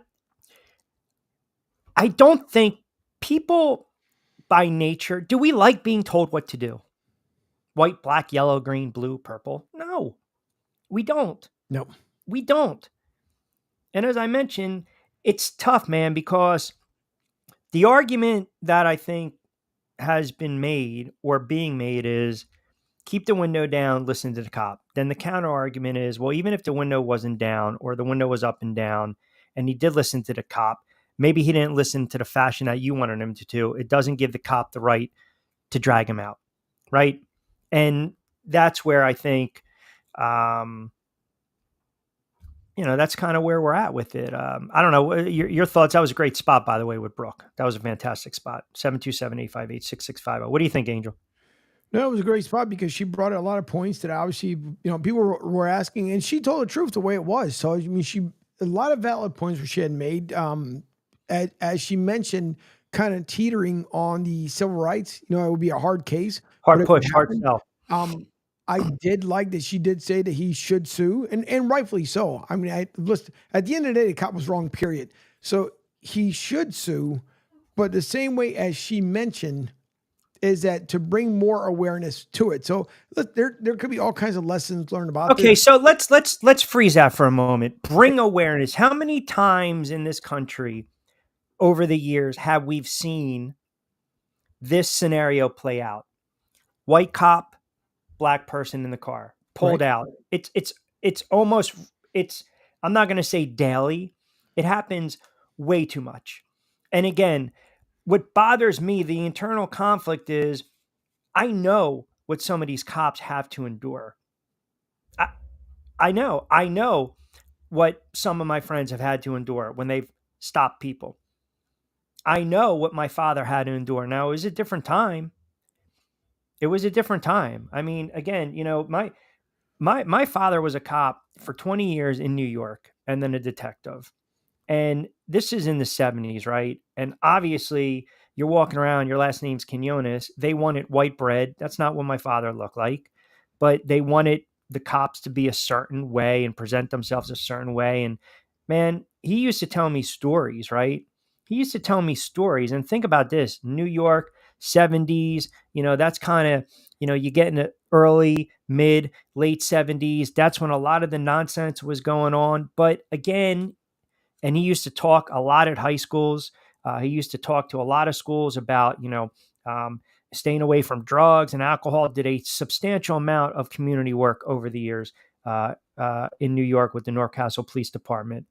And, you have to be cut from a different cloth to serve the people, to be a cop, especially now in today's society, because people look at them and people, whether it's Spanish or African American, there's this perception, right, that this guy doesn't have my back. This cop doesn't have my back, right?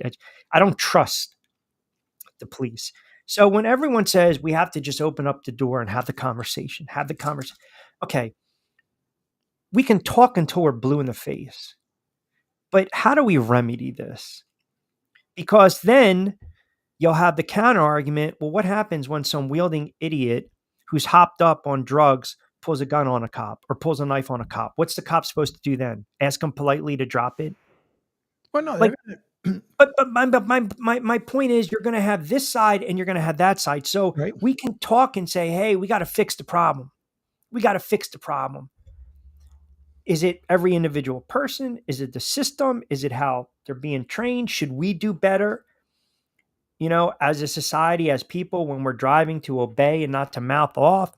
My thing with Hill was, I believe after he stopped, and if he just goes about his business, and I think people are going to get on me because it's semantics. So just hear me out. When you keep dicking around with the window and you keep going back and forth and going back and forth and going back and forth, that's showing me a lack of immaturity. That's showing me a selfishness. That's also showing me you're poking the friggin' bear. Again, it doesn't condone what the cop did. And I think it could have been de-escalated. It doesn't make it wrong.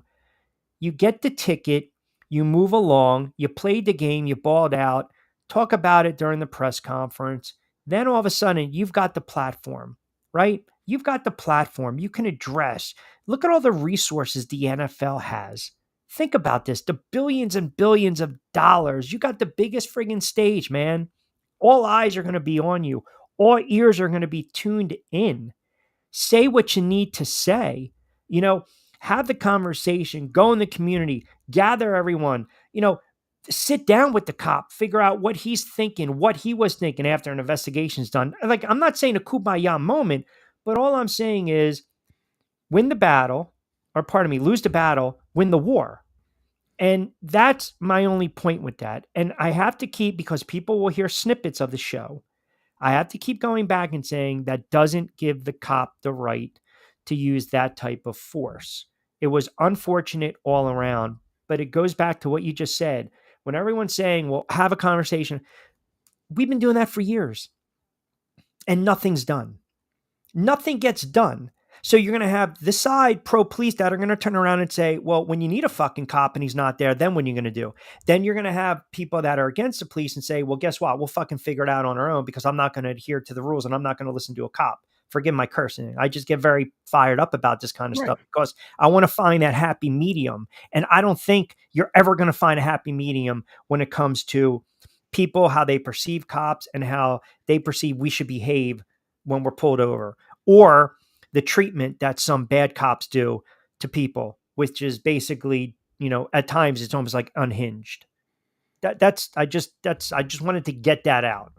No, and it's fine because you made good valid points, but at the same time too is that you have to take away this situation for a second, because if you look at overall, if you let the asylum run wild in anything, people will continue to take advantage. Now, does it mean that there's, just like you said, and just like I'm pretty sure a lot of people think as well, is every law enforcement officer a bad cop? No, we all know everywhere you go, anywhere you work, there's always a bad apple somewhere.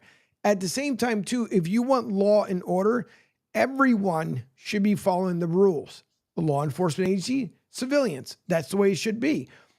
But when you have a government as well that says, no, they can't afford this, so you do that.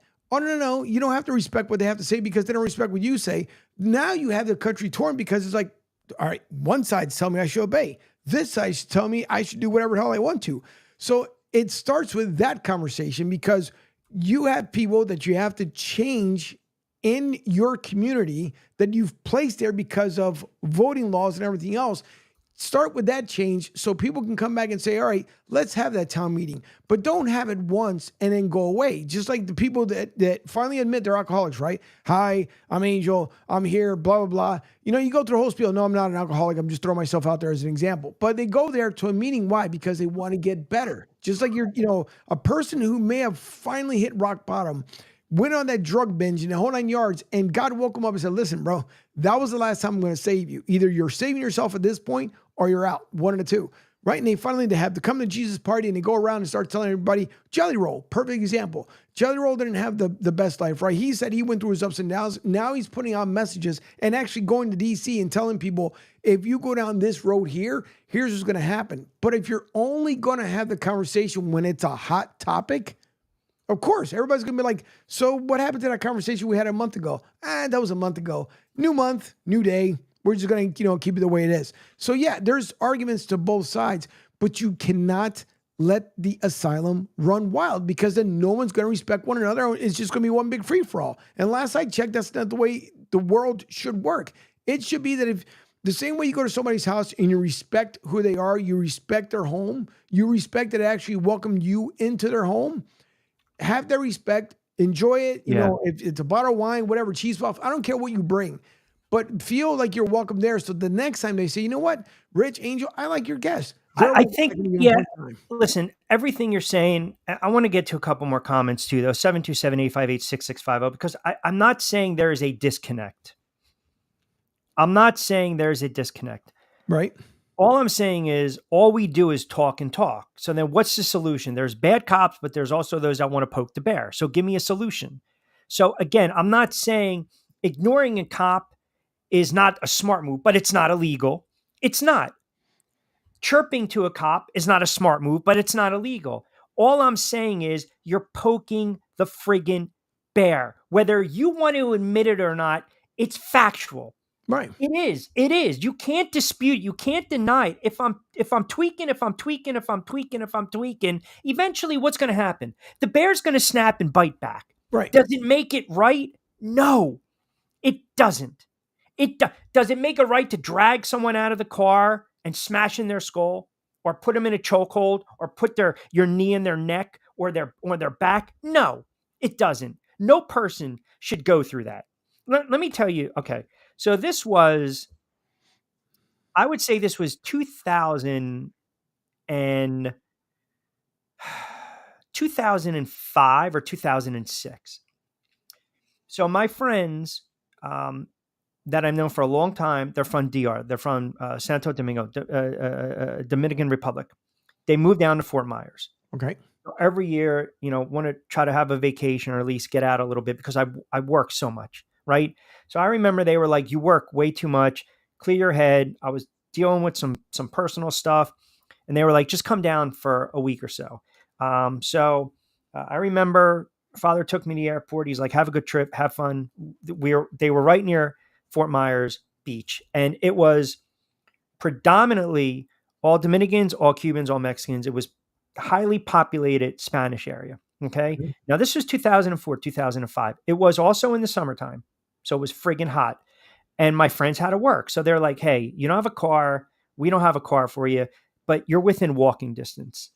So I'm walking around Fort Myers, going to the beach, fishing with a couple guys here and there, walking. There was like this long bridge. I just remember that, to go to this small beach, and then walking back, there was a plaza. And I remember one day I had on my sunglasses. Now at the time we had the wider flip phones, the short ones, the wider ones, right? Okay. I had my bandana on, my hair straggly, right? Had, facial hair. I had a backpack, and I was basically, I don't remember the plaza. I was just walking back and forth, went into a bar, shot a little bit of pool, had a couple pops, had a couple shots, enjoying myself. Just trying to get in a happy place for a little bit, if only for a couple days, walking back. Okay. Sheriffs come around, and I can see that they're following me. When somebody is basically behind you. Now I'm walking, mind you, and I'm walking on the strip near the road on the grass. Mind you, I had a couple, but I was very coherent and I was very fine. I'll never forget, the car went like that, blocked me from walking. So then I just made a beeline to walk back to the plaza. Logic says, walk back in there, go back in the restaurant, relax. They followed me there, got out of their car, hands on the holster, pushed me up against the car, didn't say anything, pushed me up against the car. Then they said, "Where's your driver's license? Where are you from?" So I was pretty rattled, to be quite honest with you. They took my sunglasses. They broke my sunglasses. They took my phone away from me. They grabbed my knapsack. I said, "You can't look in that. You're violating my rights right now." They basically told me to shut the fuck up. So they said, "You know what? Have you been drinking?" I said, "I had a beer. I had a shot. I was shooting pool. I was having a nice time." They said, "Hey, now this is where this is where your mouth gets you in trouble." The one cop was a younger guy. The guy that pushed me, he must have been part of the sheriff's department. And they turned me around after they took the phone, took the sunglasses, and they said, "Do the alphabet." So, of course, now mind you, cop son, shut your mouth. Everything I've been preaching, I was like, "Do you want me to say it in Spanish or do you want me to say it in English?" Okay. Not the smartest thing. Push me back up against, handcuff me. Hand to God, handcuff me. I'm like, "What the fuck are you doing? Like, what are you doing? Like, what are you doing?" I literally was like, "My father's a cop. My father's a fucking cop." I was like, "I'm not asking you. I'm just telling you, call him right now. What are you doing? Why are you doing this?" They said, quote, I'll never forget this, "You fit the description of an El Salvadorian gang leader in this area." Hand to God, an El Salvadorian gang leader in this area. And I'm like, I'm fucking from New Jersey. I'm visiting my friends. They went through my backpack. I told you they cracked other stuff. They grabbed my water bottle. They went through my clothes, my towel. They rummaged in. They patted me down. I said, look, just call my father. I was like, here's my wallet. Here's his card. I can assure you, he will let you know I'm not an El Salvadorian gang leader. All I remember from that day is I gave him the phone. They dialed because I was still fucking cuffed. All I remember is the cop saying, okay, understood. Hung up the phone. I said, well, the cop turns around. He goes, your father said, if you open your mouth one more fucking time, that it's okay if I get arrested. I didn't say anything. They said, you're lucky that, your dad, is a cop. Now, I was pissed. And when I tell you my hand was shaking, my adrenaline, I mean, sometimes when you have that, like you almost get in a car accident or, you're little or in high school and college, you almost get in a fight or, hey man, you were in the military. God knows what you saw. Like your hair stands up on the back of your neck. And, you like when they left Angel, I was so fucking angry and fueled with rage. Like I was just pacing non-stop. Called my dad, fucking motherfucking fucking. I'm just going off. And he's like, relax. He's like, lesson learned. I'm like, what are you talking about? He goes, you don't mouth off to a cop. I said, do I look like a fucking El Salvadorian gang leader? And he's like, hey man. He's like, if you play the part. I'm like, I'm not playing any part. And he's like, look. He's like, all I'm saying is you're upset right now. We will deal with it when you come home. I go home and he sits me down and he's like, look, I'm sorry you had to go through that. You're a tough kid, deal with it. God forbid you didn't do anything stupid. I said, okay. And I fucking let it go. I never forgot it. 2 weeks later, he fucking calls me over. He's having his morning coffee. He pulls over the newspaper, right? It's like a USA Today. And all you see in a small little section of the paper was Fort Myers sheriffs accused of racial discrimination. So it kind of gives you an idea, like when somebody says, like, hey, you don't know, I know. Not to the extent of a lot of other people, but it's happened to me. It's happened to my friends that are black. Right. And it's a horrible fucking feeling. I mean, I'm minding my business. I'm not trying to draw attention to myself. I like wearing bandanas in the summertime. I like wearing sunglasses. I let the hair go a little bit. What does that make me, a friggin' drug lord? But in their eyes, I'm walking back and forth in broad daylight with a backpack, sunglasses, looking around, suspect. Does it give them the right to do what they did? No, it doesn't. It doesn't. Should I have shut my mouth? Yeah, I should have. But I'm not comparing the two scenarios. But what I'm saying is, I get it, man. When someone says, "Oh, you don't know," at that time, and you're talking, you're in your 20s. That's a scary, proposition. And no, I wasn't driving the McLaren for some of you guys. 727-858-6650. You can be driving a McLaren 720 right now. That is probably still time. Shake that tree. Let me get to Vince's comments too, by the way. He had a couple good ones. I want to chime in with this. Bunker Boy says your civil rights were violated. Should have called Brooke. Well, I mean, yeah, it was a long time ago. 727-858-6650. But point being, resources don't change bias. Rodney King was in the 90s. Today it's about right and wrong. Hill did nothing wrong. Being a jerk is not illegal, nor is ignoring a cop. You are correct.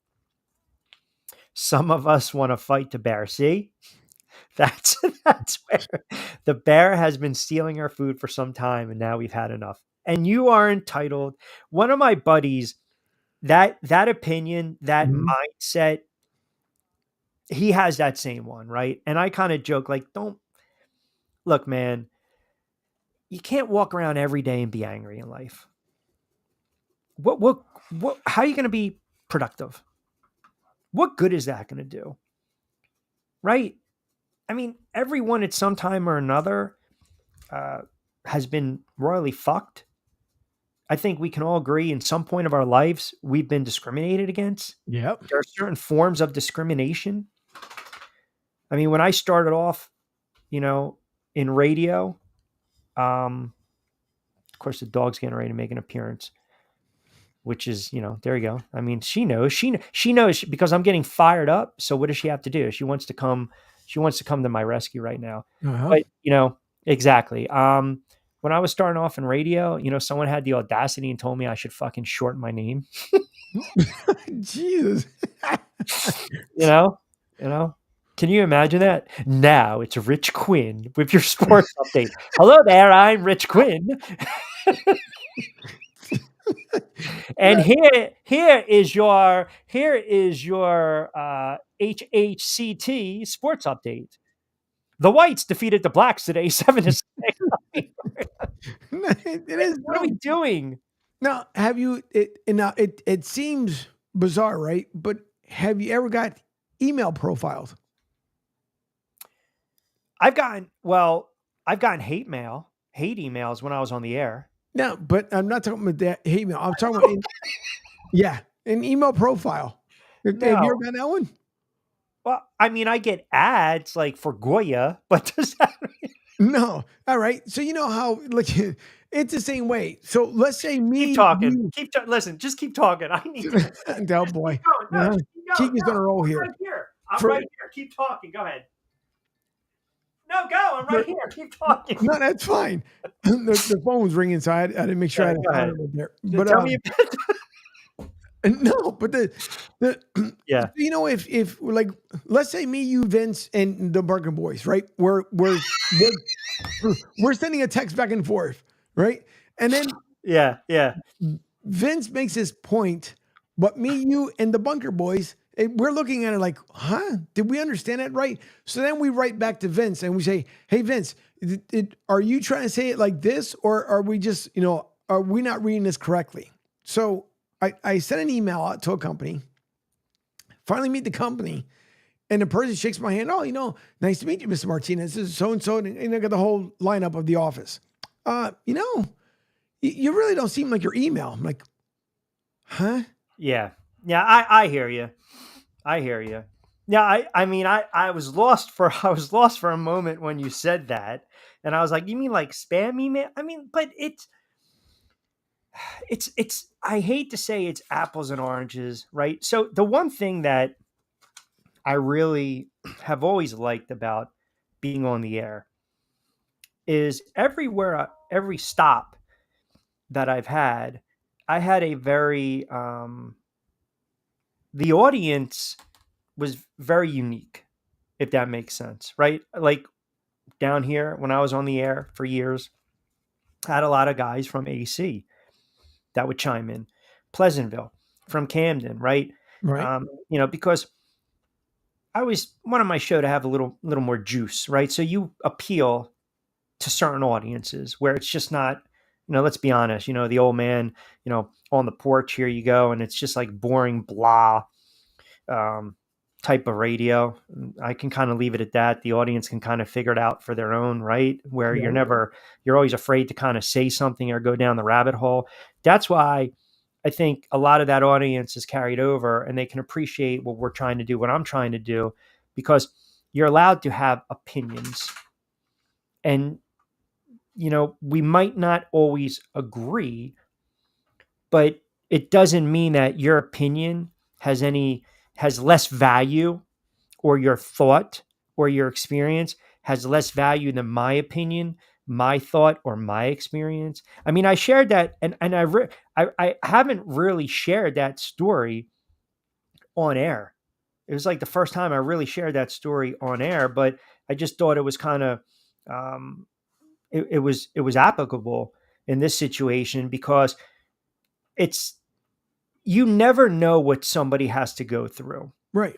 So point being is when I hear somebody sit there and say, "What? You never went through that," you don't know. Unless you're with me every single solitary day in my life, you have no idea what I've endured, right? And I'm not comparing myself because I have no idea what, the B-boys or Vince or whoever's listening. I don't know what you guys have endured. I can't imagine. I'm not going to put myself in your shoes because I can't. And that would not be fair. That would not be fair because it's almost like it's dismissing what you're doing. But I know I've had friends that have been pulled over. And we know why they were pulled over. And a lot of them, developed a lot of anger from that. And I get it. I understand it. That's just a point I was trying to make. All right, let's take a quick time out. We got about 20 plus to play with, 727-858-6650. We'll get some more comments, Facebook, X as well. We'll take up to 5-ish. This is what he does. When I was about my live read. I know. No, real quick, his timing is it's almost like your timing is impeccable. What? Go ahead. I mean, the hell with the live read. Don't worry about it. Go ahead. I was trying to stop you earlier. No, when you would come back as a guest, some guy had a thing about Deshaun Watson, but I just wanted to mention real quick as well. He said that Brooke was a great guest. She was very smart. And then he also mentioned as well, if it's funny, you guys were talking about getting profile through email and stuff. My wife is Caucasian, and it's funny because every time somebody calls to talk to her or something, they start talking to her in Spanish because the last name is Silva. So hers is just it's just so funny that just because of the last name, they automatically think my wife speaks Spanish. And it's the same way with Debbie. What makes it the double deuce for Debbie or with her late husband was Camacho, now Martinez. So she gets the same thing too. And then Saturday when we were at the game, at the match there, she was telling me that the Spanish lady had walked up to her and started speaking to her in Spanish for about 20 minutes, and she's just shaking and nodding her head. And at the very end, the lady catches up the elevator. She goes, "Oh, you are the husband I was talking to." Right. No habla inglés. No habla inglés. Claro que sí. All right, good stuff. All right, 4:45, quick timeout. We'll come back on the other side on a Wednesday. Eye on Tampa Bay is the latest news, weather, and traffic for Pinellas, Pasco, Ellsboro, Hernando, and surrounding communities. Stay connected on X, Facebook, and their website, iontp.com. Eye on Tampa Bay keeps you informed on breaking news as it happens. Southwest Florida's newest game in town. Sports Radio 102.9, the game powered by Eye on Tampa Bay. We'll be right back.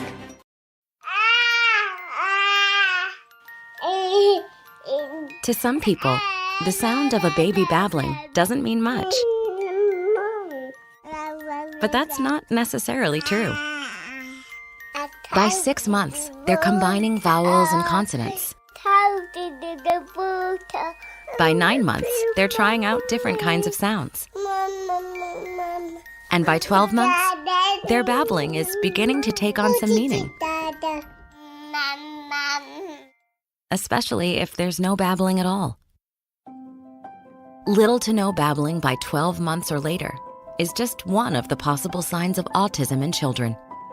Early screening and intervention can make a lifetime of difference and unlock a world of possibilities. Take the first step at autismspeaks.org. A public service announcement brought to you by Autism Speaks and the Ad Council. The following is made possible by Dad. Why was the basketball court all wet? Because the players kept dribbling all over it. The dad joke. Corny, grown-worthy, but also one of the simplest ways to share a moment with your kids. Why do you have to be careful when it's raining cats and dogs? Because you might step in a poodle. And kids that spend more time with their dads grow up to be smarter, more successful. Can I tell you a cat joke? Just kidding. And, with any luck, funnier adults. Why didn't the skeleton go to the dance? Because he didn't have anybody to go with. Dad jokes rule. So take a moment to make a moment and give your kid a laugh. It's as easy as going to fatherhood.gov. Brought to you by the U.S. Department of Health and Human Services and the Ad Council. That's really funny. Don't forget to get social with us. Follow Q at RichQ on Q. And now, Back to Q. Bumper guy bringing it. 727-858-6650. Week 2 of the NFL tomorrow night. Manana, Miami, and Buffalo. Panic time for a couple teams. By the way, it's funny too because we have so many displaced fans that listen into the show. I cannot take. I mean, I love all fans. I love all listeners that engage into the show. But Eagles fans are just so nauseating to me. Right after one friggin' week, one game in Brazil, and now all of a sudden they're dominating. Come on. Who said that? I'm looking at the chats right now. I know for a fact, BB boys. I know they are Eagles fans. Look at what pulling up right there.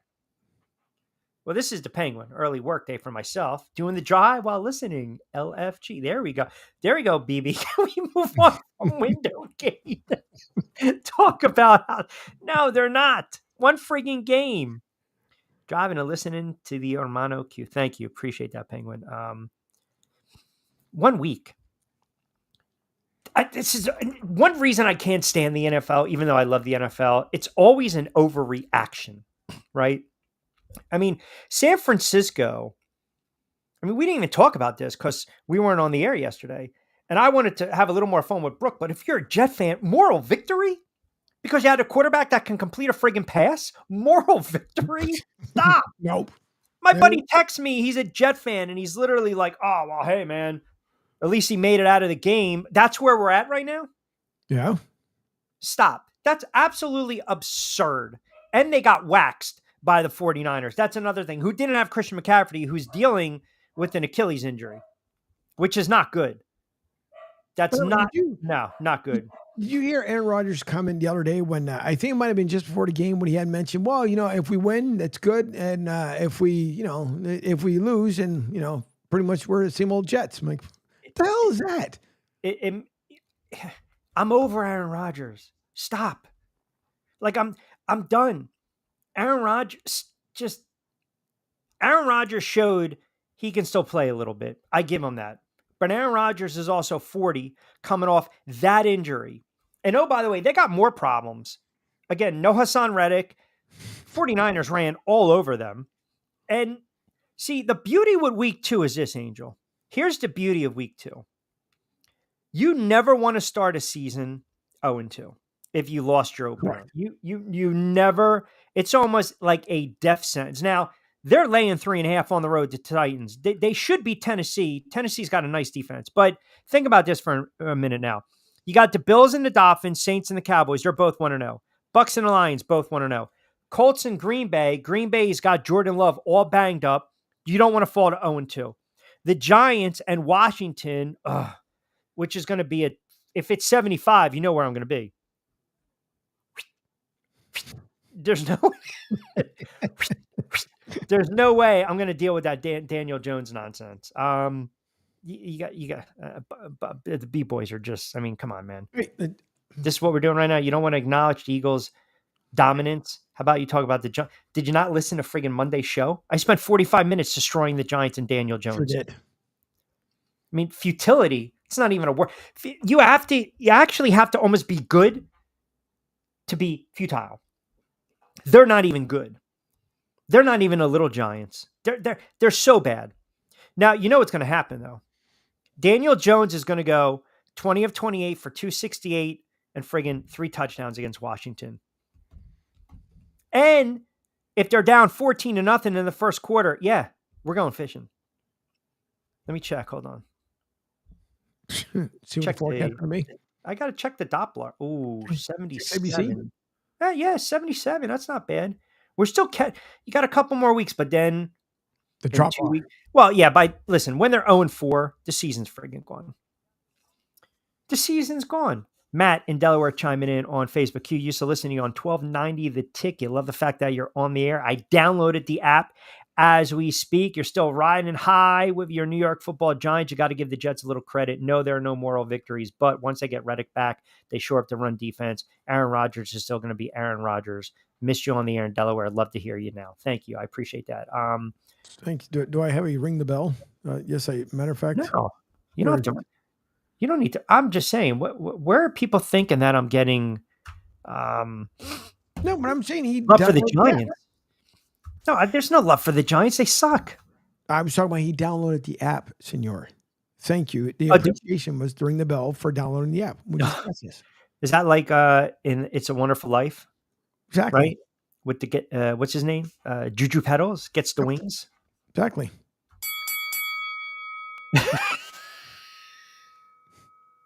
Do you know this is no, just that game probably. Who knows? I've been very flaky with the Giants because I've been very annoyed. I went on the air. It was probably 2 years ago. And they sucked then.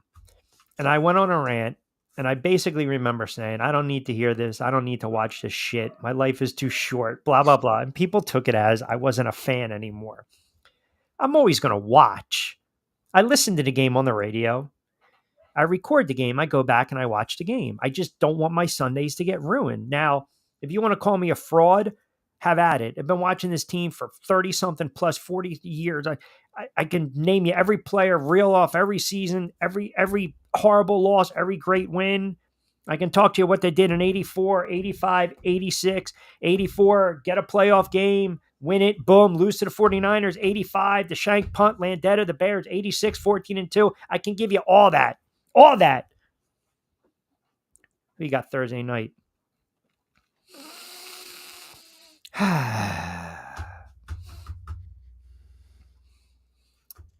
That line is 2.5.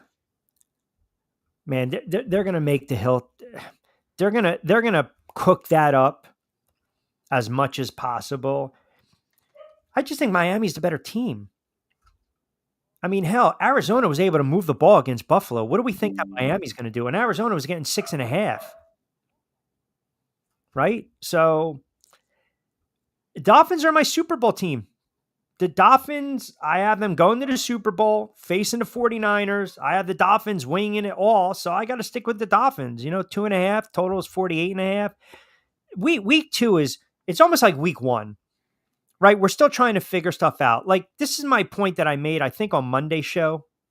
Angel, I mentioned that Minnesota, they turn around and they beat the Giants. And they were 2.5, 3-point road dogs. Well, it just shows you how the NFL looks at some of these games. The 49ers are on the road against Minnesota. 49ers are laying 6. On the road, almost a touchdown favorite on the road, and they're banged up. Like the Christian McCaffrey, if he's got to miss substantial time, that is a crushing blow. A crushing blow. Oh, yeah. Yeah, for the 49ers. Mm-hmm. Right? It's a crushing blow for the 49ers. So, I these lines, it's just, I always say, man, just be very, very cautious. And the best time to catch the line is right when they come out. And then you turn around, you see if there's any type of, boom, closing line value. Q, since you're in Florida, you should just start watching the Dolphins and the Bucks because they're doing good. I mean, that day will come where I will be there, gas pump guy, but there's absolutely no way. There's nothing better, again, than sitting outside, and if it's in October, November, and it's 85 degrees and watching football, I'm fine with that. Instead, fucking snow blowing on the other side of the house. Friggin' the wind. According to Jeopardy, this area is like the windiest city in the world by square footage, square miles, whatever. A lot of wind being blown today on the air. And from our commenters as well, 727-858-6650. No one's talking. Why are we not talking about Deshaun Watson? I feel as though Deshaun Watson is just, what do you do if you're the Browns with him? He's not the same quarterback he once was. He's not reading defense. His arm looks absolutely shot, and you've invested all that money in Deshaun Watson. I mean, if you're a Cleveland Browns fan, what are you doing?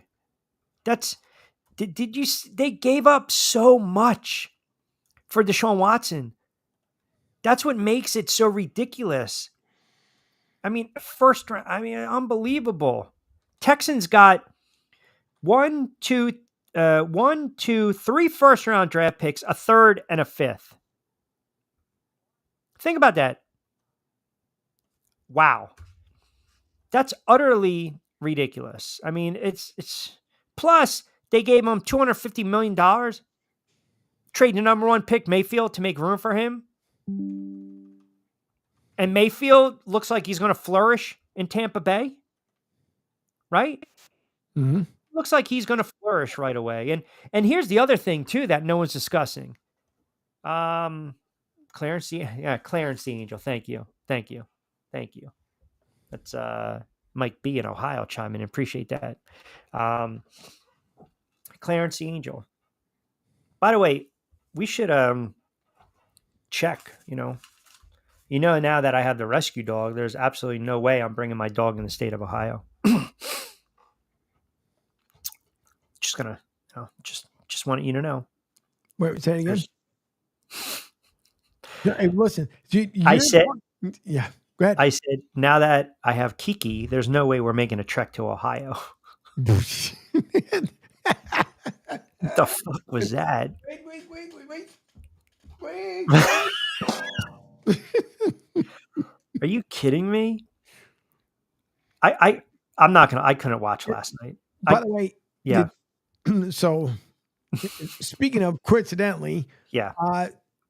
Debbie was telling me within the last hour, they are sending apparently state troopers by the dozens and possibly the National Guard to Ohio to a particular town because it's gotten out of control. But last night was a complete different story as far as what one person said. I won't repeat it. And by the way, there is a particular person, her music is bye-bye to me. How do you go on national TV? How does the pumpkin do this? And you accuse immigrants of abducting and eating pets. By the way, I had a cup of coffee doing radio in Ohio. Yeah. It snowed in September. Yeah, I wasn't. So you didn't see the town hall people when they brought it to the mayor and the mayor still dismissed it, even though the person had footage on camera and he still dismissed it? That's just, I don't even want to think about that. Like, I feel like now I need to protect even more the pooch. Oh, Jesus. I do. You have no idea. You have no idea. I mean, I think that dog looks at me sometimes because I'm overprotective, and she's probably like, just back up. No, hold on. Let me do my stuff. Just wait for it. It just came in. Sorry. It is funny. Go ahead. What 727-858. Go ahead. Is that what we're doing right now? I mean, seriously? Is that what we're doing? We're playing. I mean, that's what we have become. Oh man, sorry. I mean, just listen. I get the whole chicken thing from back in the day, right? Right. Santeria and the spin the chicken head. Okay, fine, but the dogs, I can't do it. Gaston, by the way, says he mentioned earlier about Deshaun Watson, but he just sent another one too. He says, I feel Deshaun Watson got his money and he just stopped caring about football. Like he doesn't love it no more. And you can see it in his eyes. He's just there because he has to be there. And then he says, so maybe Friday we'll be able to talk some college football because it doesn't look like we're going to do it today unless you run over, which I'm fine with. Listen, there's always bonus time. Wait. Go back to that last part. This is what we're doing. Right? This is how we want the show to go. Go ahead. I guess you're not going to talk college. We're saving it for a football Friday. But to your, that's great, by the way. But to your, we're taking requests. To your Watson point, I tend to agree. I don't believe he has any passion at all right now. I believe he's gotten paid, and that's pretty much it Kiki's doing very well. Thank you for asking. She had a little, we had a little infection, so we had to clean the ears. She doesn't like that. Oh, really? Yeah, she gives me the side eye when I do that. Nobody cares about the fourth best team in the AFC North. What's that? Pittsburgh Steelers? Is that who we're talking about? I think Vince is a Steelers fan. So I'm, we kind of started the show with poking the bear. I think he's a, flipping pigeons. I think he is a Steelers fan. And two things. Their offense is going to stink, so I would hammer the unders. But going back to Deshaun Watson for a moment, I want to make this comment. He's not the same quarterback he once was a couple years ago. The Deshaun Watson that had 33 touchdowns and 7 interceptions and I think 4,500 yards with the Texans 5 years ago, he's not the same guy. He's not reading defenses. He's not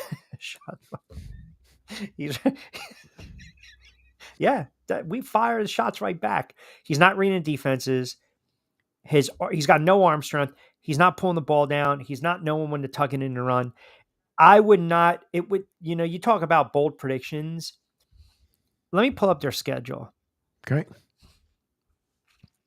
So the Browns, they've got Jacksonville, the Giants, the Raiders, the Commanders, the Eagles, and Cincinnati. Let's say they lose to Jacksonville. They beat the Giants. They lose to the Raiders. So now you're 1-3. You beat the Commanders. You're 2-3. You lose to Philly and Cincinnati and the Ravens. Now they're 2-6.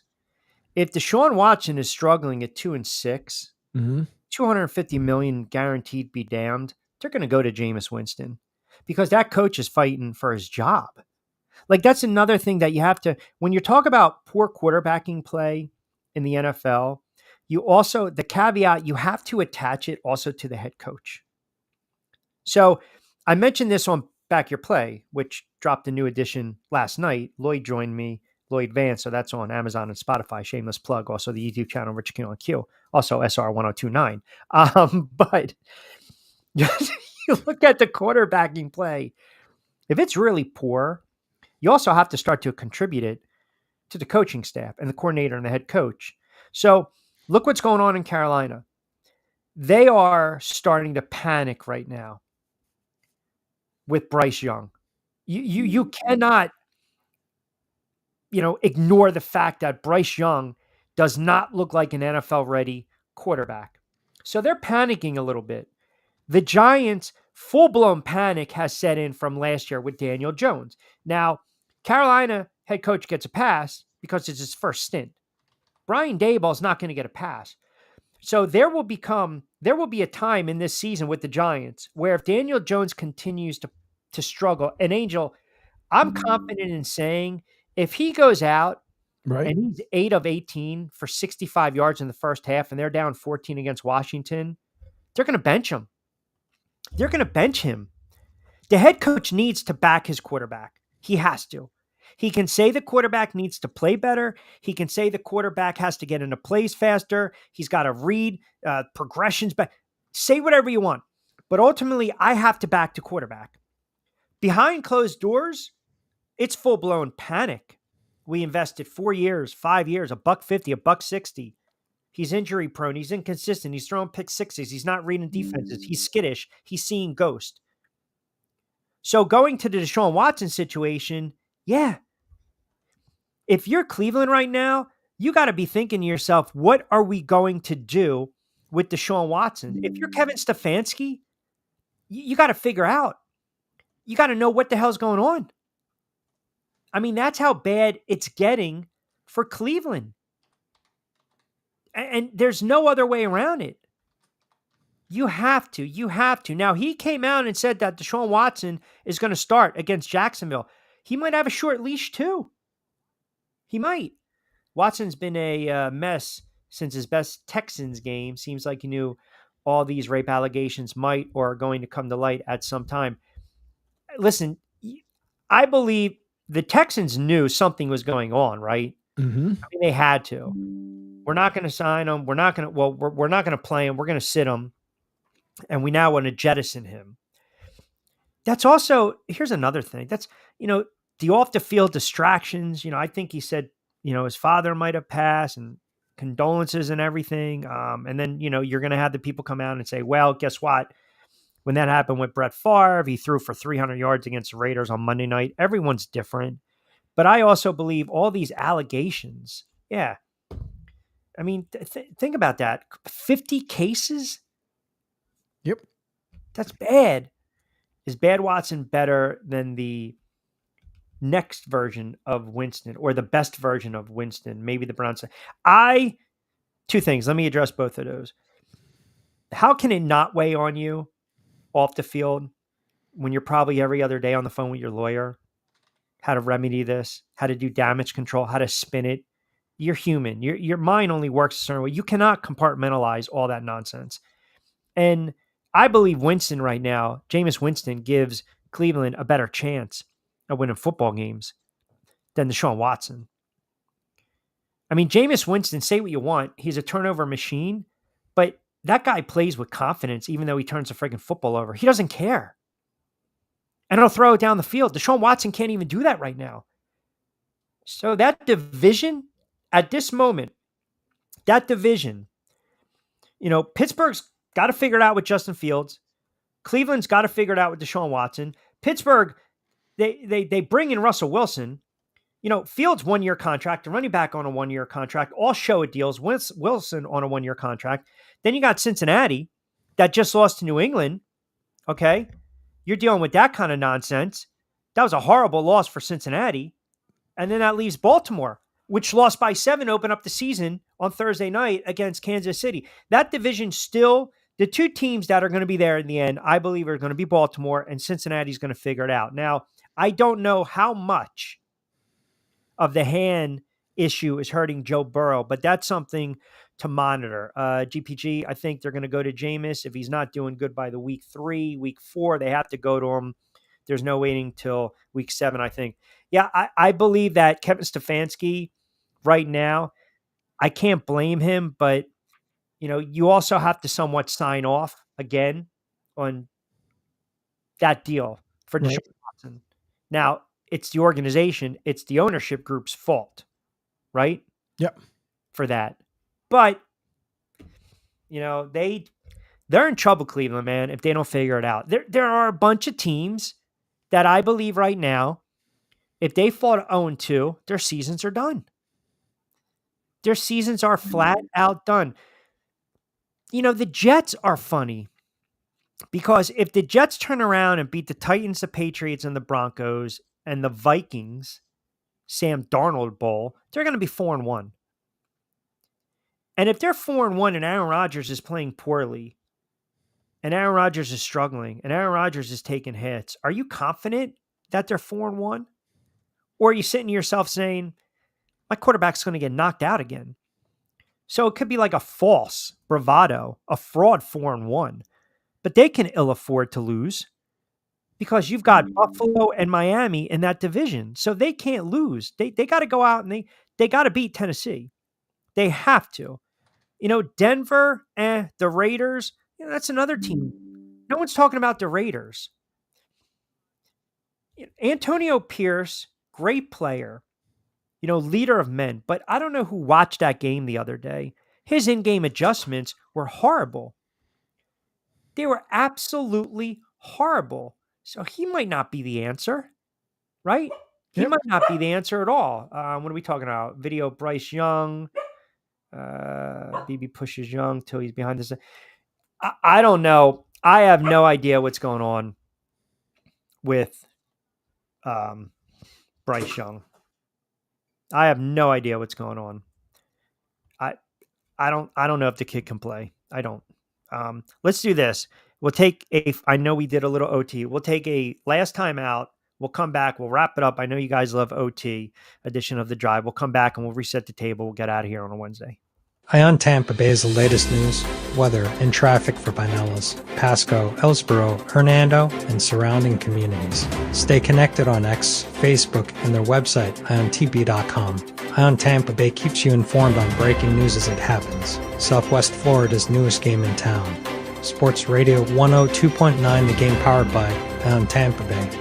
We'll be right back. not completing high school is more of a social thing than it was an academic thing. Even though all these years have passed, I still had that longing to have my diploma. At age 30, Carissa finished her high school diploma. If you're even considering getting your high school diploma, you can do it. No one gets a diploma alone. If you're thinking of finishing your high school diploma, you have help. Find free adult education classes near you at finishyourdiploma.org. That's finishyourdiploma.org. Brought to you by the Dollar General Literacy Foundation and the Ad Council. Download the Sports Radio 102.9 FM The Game app and tell your friends that Florida has a new leader in digital sports radio.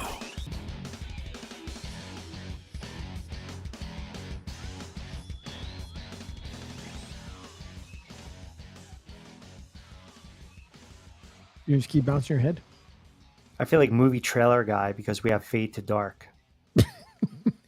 I got to refresh. Hold on. See? Wise guy. See, he thought I was playing around when I said, what are you going to do? Just bounce your head? And all of a sudden at the very end, he had a refresh. And he'll be back in about 3, 2, 1, cue the cue as he comes right back. There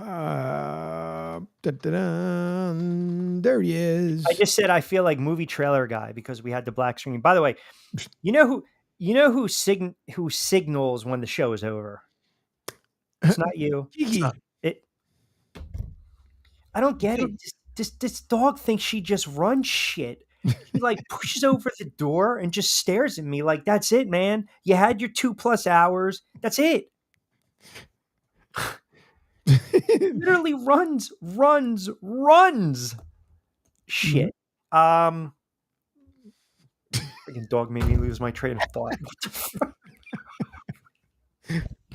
What was I going to say? Thursday night football. We were talking about these 0-2 teams. Yada yada yada. Oh. So wait, listen to this. So listen. Nick in PA chimes in. Q, listen to your show. I have no idea what the hell you're talking about. Dogs and cats. What's going on? I mean, hey man, you gotta get with the program. Jeez. You see all the postings on Facebook now. Everyone's posting their pet. Oh no. I saw that.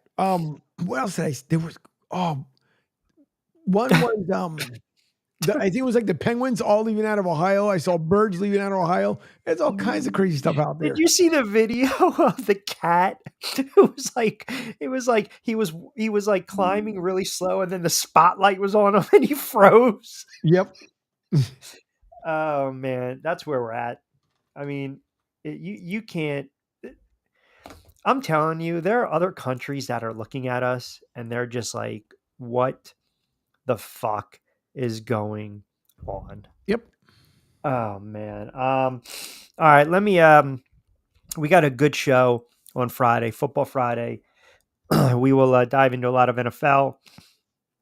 We will get into college. I did want to make a point. Today is September 11th, 9/11, and like I said, I don't look at it as an anniversary. Hang on to that thought for a second, because I believe the Penguin AZ has called in. Penguin AZ, are you there? Yes, sir. Can you hear me? Yes. Mr. Q. You know what? That's good because we needed. I needed a little laughter as I close my closing thoughts. What's going on, Penguin? Not much, man. Calling in OT just because you went into OT. So that's the only reason I'm calling in. Just kidding. Are you going to bring? Are you going to give me something? You bringing something to the table? Go ahead. No. Go ahead, brother. Floor is yours. Well, yeah, about time. I'm the one that's calling in. Heck. No, I just wanted to say real quick, great stuff from everybody. You, Angel, Pete, everybody at Coastal Sports Network. Real quick, just wanted to say, what do you think? Can I get your honest opinion about the Packers? You think they're done even if Jordan Love comes back in a couple of weeks?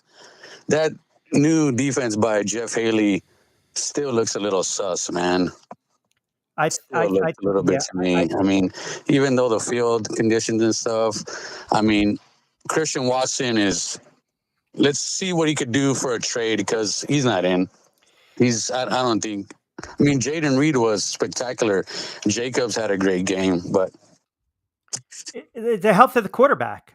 I mean, that's really it. I mean, the health of the quarterback. Malik Willis as a backup's not going to give you anything. Now, Packers got some winnable games. I mean, you look at the schedule: Colts, Titans, Vikings. They're winnable games. It's just everything revolves around that offense and Jordan Love. I mean, hell, I have them going to the NFC Championship. I think you gotta wait and see. You got a very good head coach, but they do have to open up the offense a little bit. You're right about the wide receivers and being engaged. Everything is just,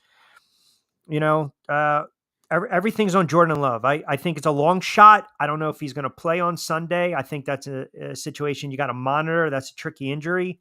I know LaFleur kind of left the door open, but they're winnable games, man. And again, if you get through September kind of unscathed, and who's to say they don't bring in the Packers don't turn around and bring in a veteran quarterback. Now here's a thought, right? There's rumors floating around that maybe you make a trade for Jimmy Garoppolo. You call up the Rams and you make a trade for Garoppolo for the next couple of weeks. Is that something that would suffice just in case Love's knee is there's more to it than we think?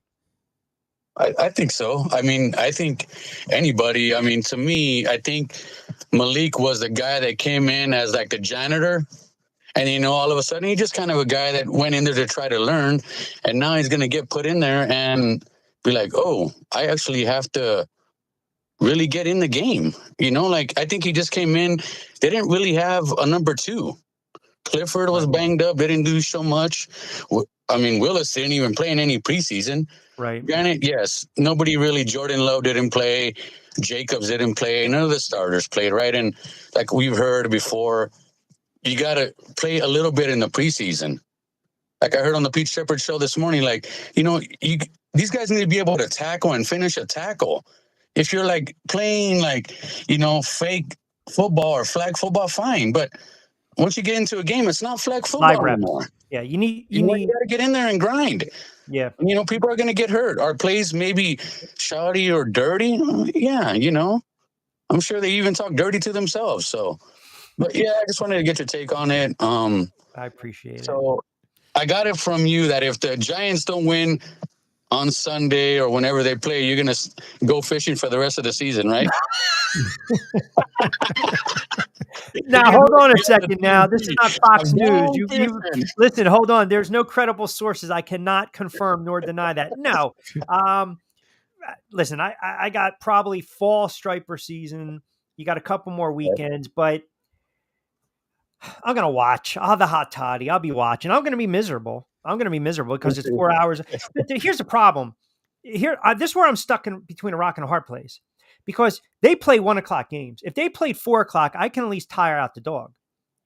But I got this dog going freaking crazy at 1:32, wants to go for a walk, wants to go to the park. That cuts into the half. So it's almost like, okay, I can't use her as a scapegoat. But if they're really bad, then I have to, I'm not going to say I'm going to abort. I'm not going to do that. But I will try to enjoy a couple Sundays. It's a long season, man. Do I have to endure 17 weeks of Daniel Jones? I mean, seriously, would you wish that upon your worst enemy? No, brother. Any given Sunday, next year, you're going to be like, this would have never thought. I don't think it would have happened. I mean, all it takes is sometimes just a little bit of gel, some type of light, and next thing you know, I'm like, hey, is this even the real team? No, listen. I don't need gel. I got enough in my hair. I don't need anything to gel. I need a quarterback. I'll get out of this so you guys can get out. And I appreciate you, man. Thanks for allowing me on to talk a little bit of Packer madness. And, let's get together. I'd like to be a little bit more on your shows and stuff. Yeah, man. Absolutely. Yeah. We'll hook it up, man. I appreciate it. Even on you, Rich. All right, brother. Thank you, man. Stuff Lloyd Van brings on, too. Thanks, brother. Yeah. Thanks for reaching out, man. No problem. Thank you so much, man. I just don't want to endure Daniel Jones anymore. That's all. I just don't. I have no desire. I'm over Daniel Jones as a starting quarterback with the Giants. If they win and he goes 20-25, 288, my opinion's not going to change. It's just not. All right. I know we do have to start wrapping up. I did just, again, wanted to mention, and that's good stuff by Penguin. Appreciate, and that's a faithful listener, man, and does a good job. Real good sports fan and knowledgeable. So again, I don't look at today as an anniversary, but take a moment, reflect. That's all I'm saying, right? Just, take a moment to reflect today, September 11th, what transpired 2001. It's a very, it's a tough day for some. I know, or I knew of, several people that lost their lives on 9/11. And it's just, this is why you always have to commend and salute those that were heroic that day, first responders, firemen, police, and also the military, and, just be respectful of that, and just take a moment and just reflect. We all have our stories. I do know that that night, the Giants opened up Monday Night Football on the road in Denver because 2000, the Giants won the NFC Championship, destroyed Minnesota 44-0, and then Baltimore waxes them 34-7 in the Super Bowl. So the Giants opened up the season on the road against Denver. And the interesting thing is, at that time, I was doing very, I don't want to say limited, but I was still kind of getting my feet wet in radio. So I was freelancing. And at that time, everything you recorded, believe it or not, was tape cassette. Yeah. And we would do like the reel to reel or the mini disc. So I was working for a very small station. I was landscaping during the week, and then the small station, 1360 WNJC. It was right near 5 Points in Herfield Road in Deptford, New Jersey, where the big water tower was in South Jersey.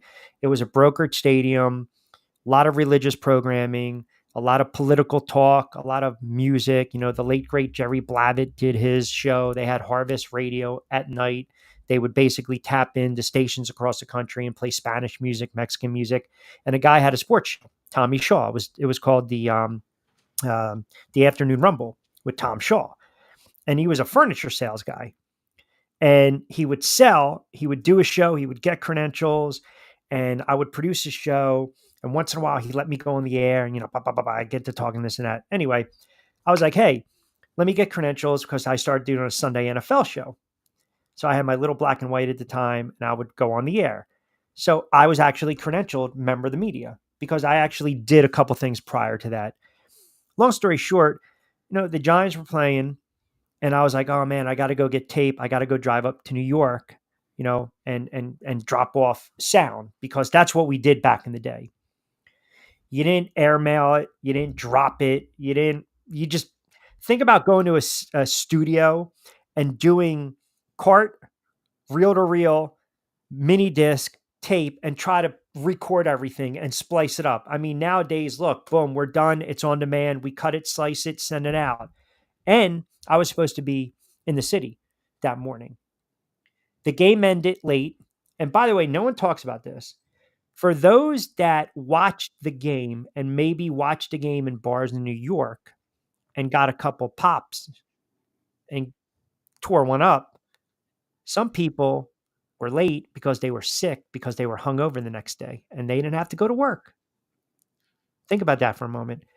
But I woke up late that morning because I was sick, and knock on wood, I rarely get sick. I just had a 24-hour flu, so I couldn't drive up there to drop off the tapes. But I'll never forget the Giants the following week. I believe they played Kansas City. The very next week, I covered the game. They played the Saints. And now I'm dating myself. Again, no. So we still had disposable cameras. I mean, that's just a fact. 2001. We had disposable cameras. Remember the Kodaks? Yep. And then you go and you run CVS, and I don't remember that moment. But anyway, I remember driving up Turnpike, and I can still see smoke peering out. And they had extra security. And when we were in the press box, hand to God again, a plane flew over the stadium, and everyone was like, what the fuck? And I remember some of the guys in the press box were running to the phone to call their wives and their families because they didn't know. There's like unauthorized. Remember, you just couldn't, I don't know what it was, but I'll never forget that. Never forget that day. Never forget those moments.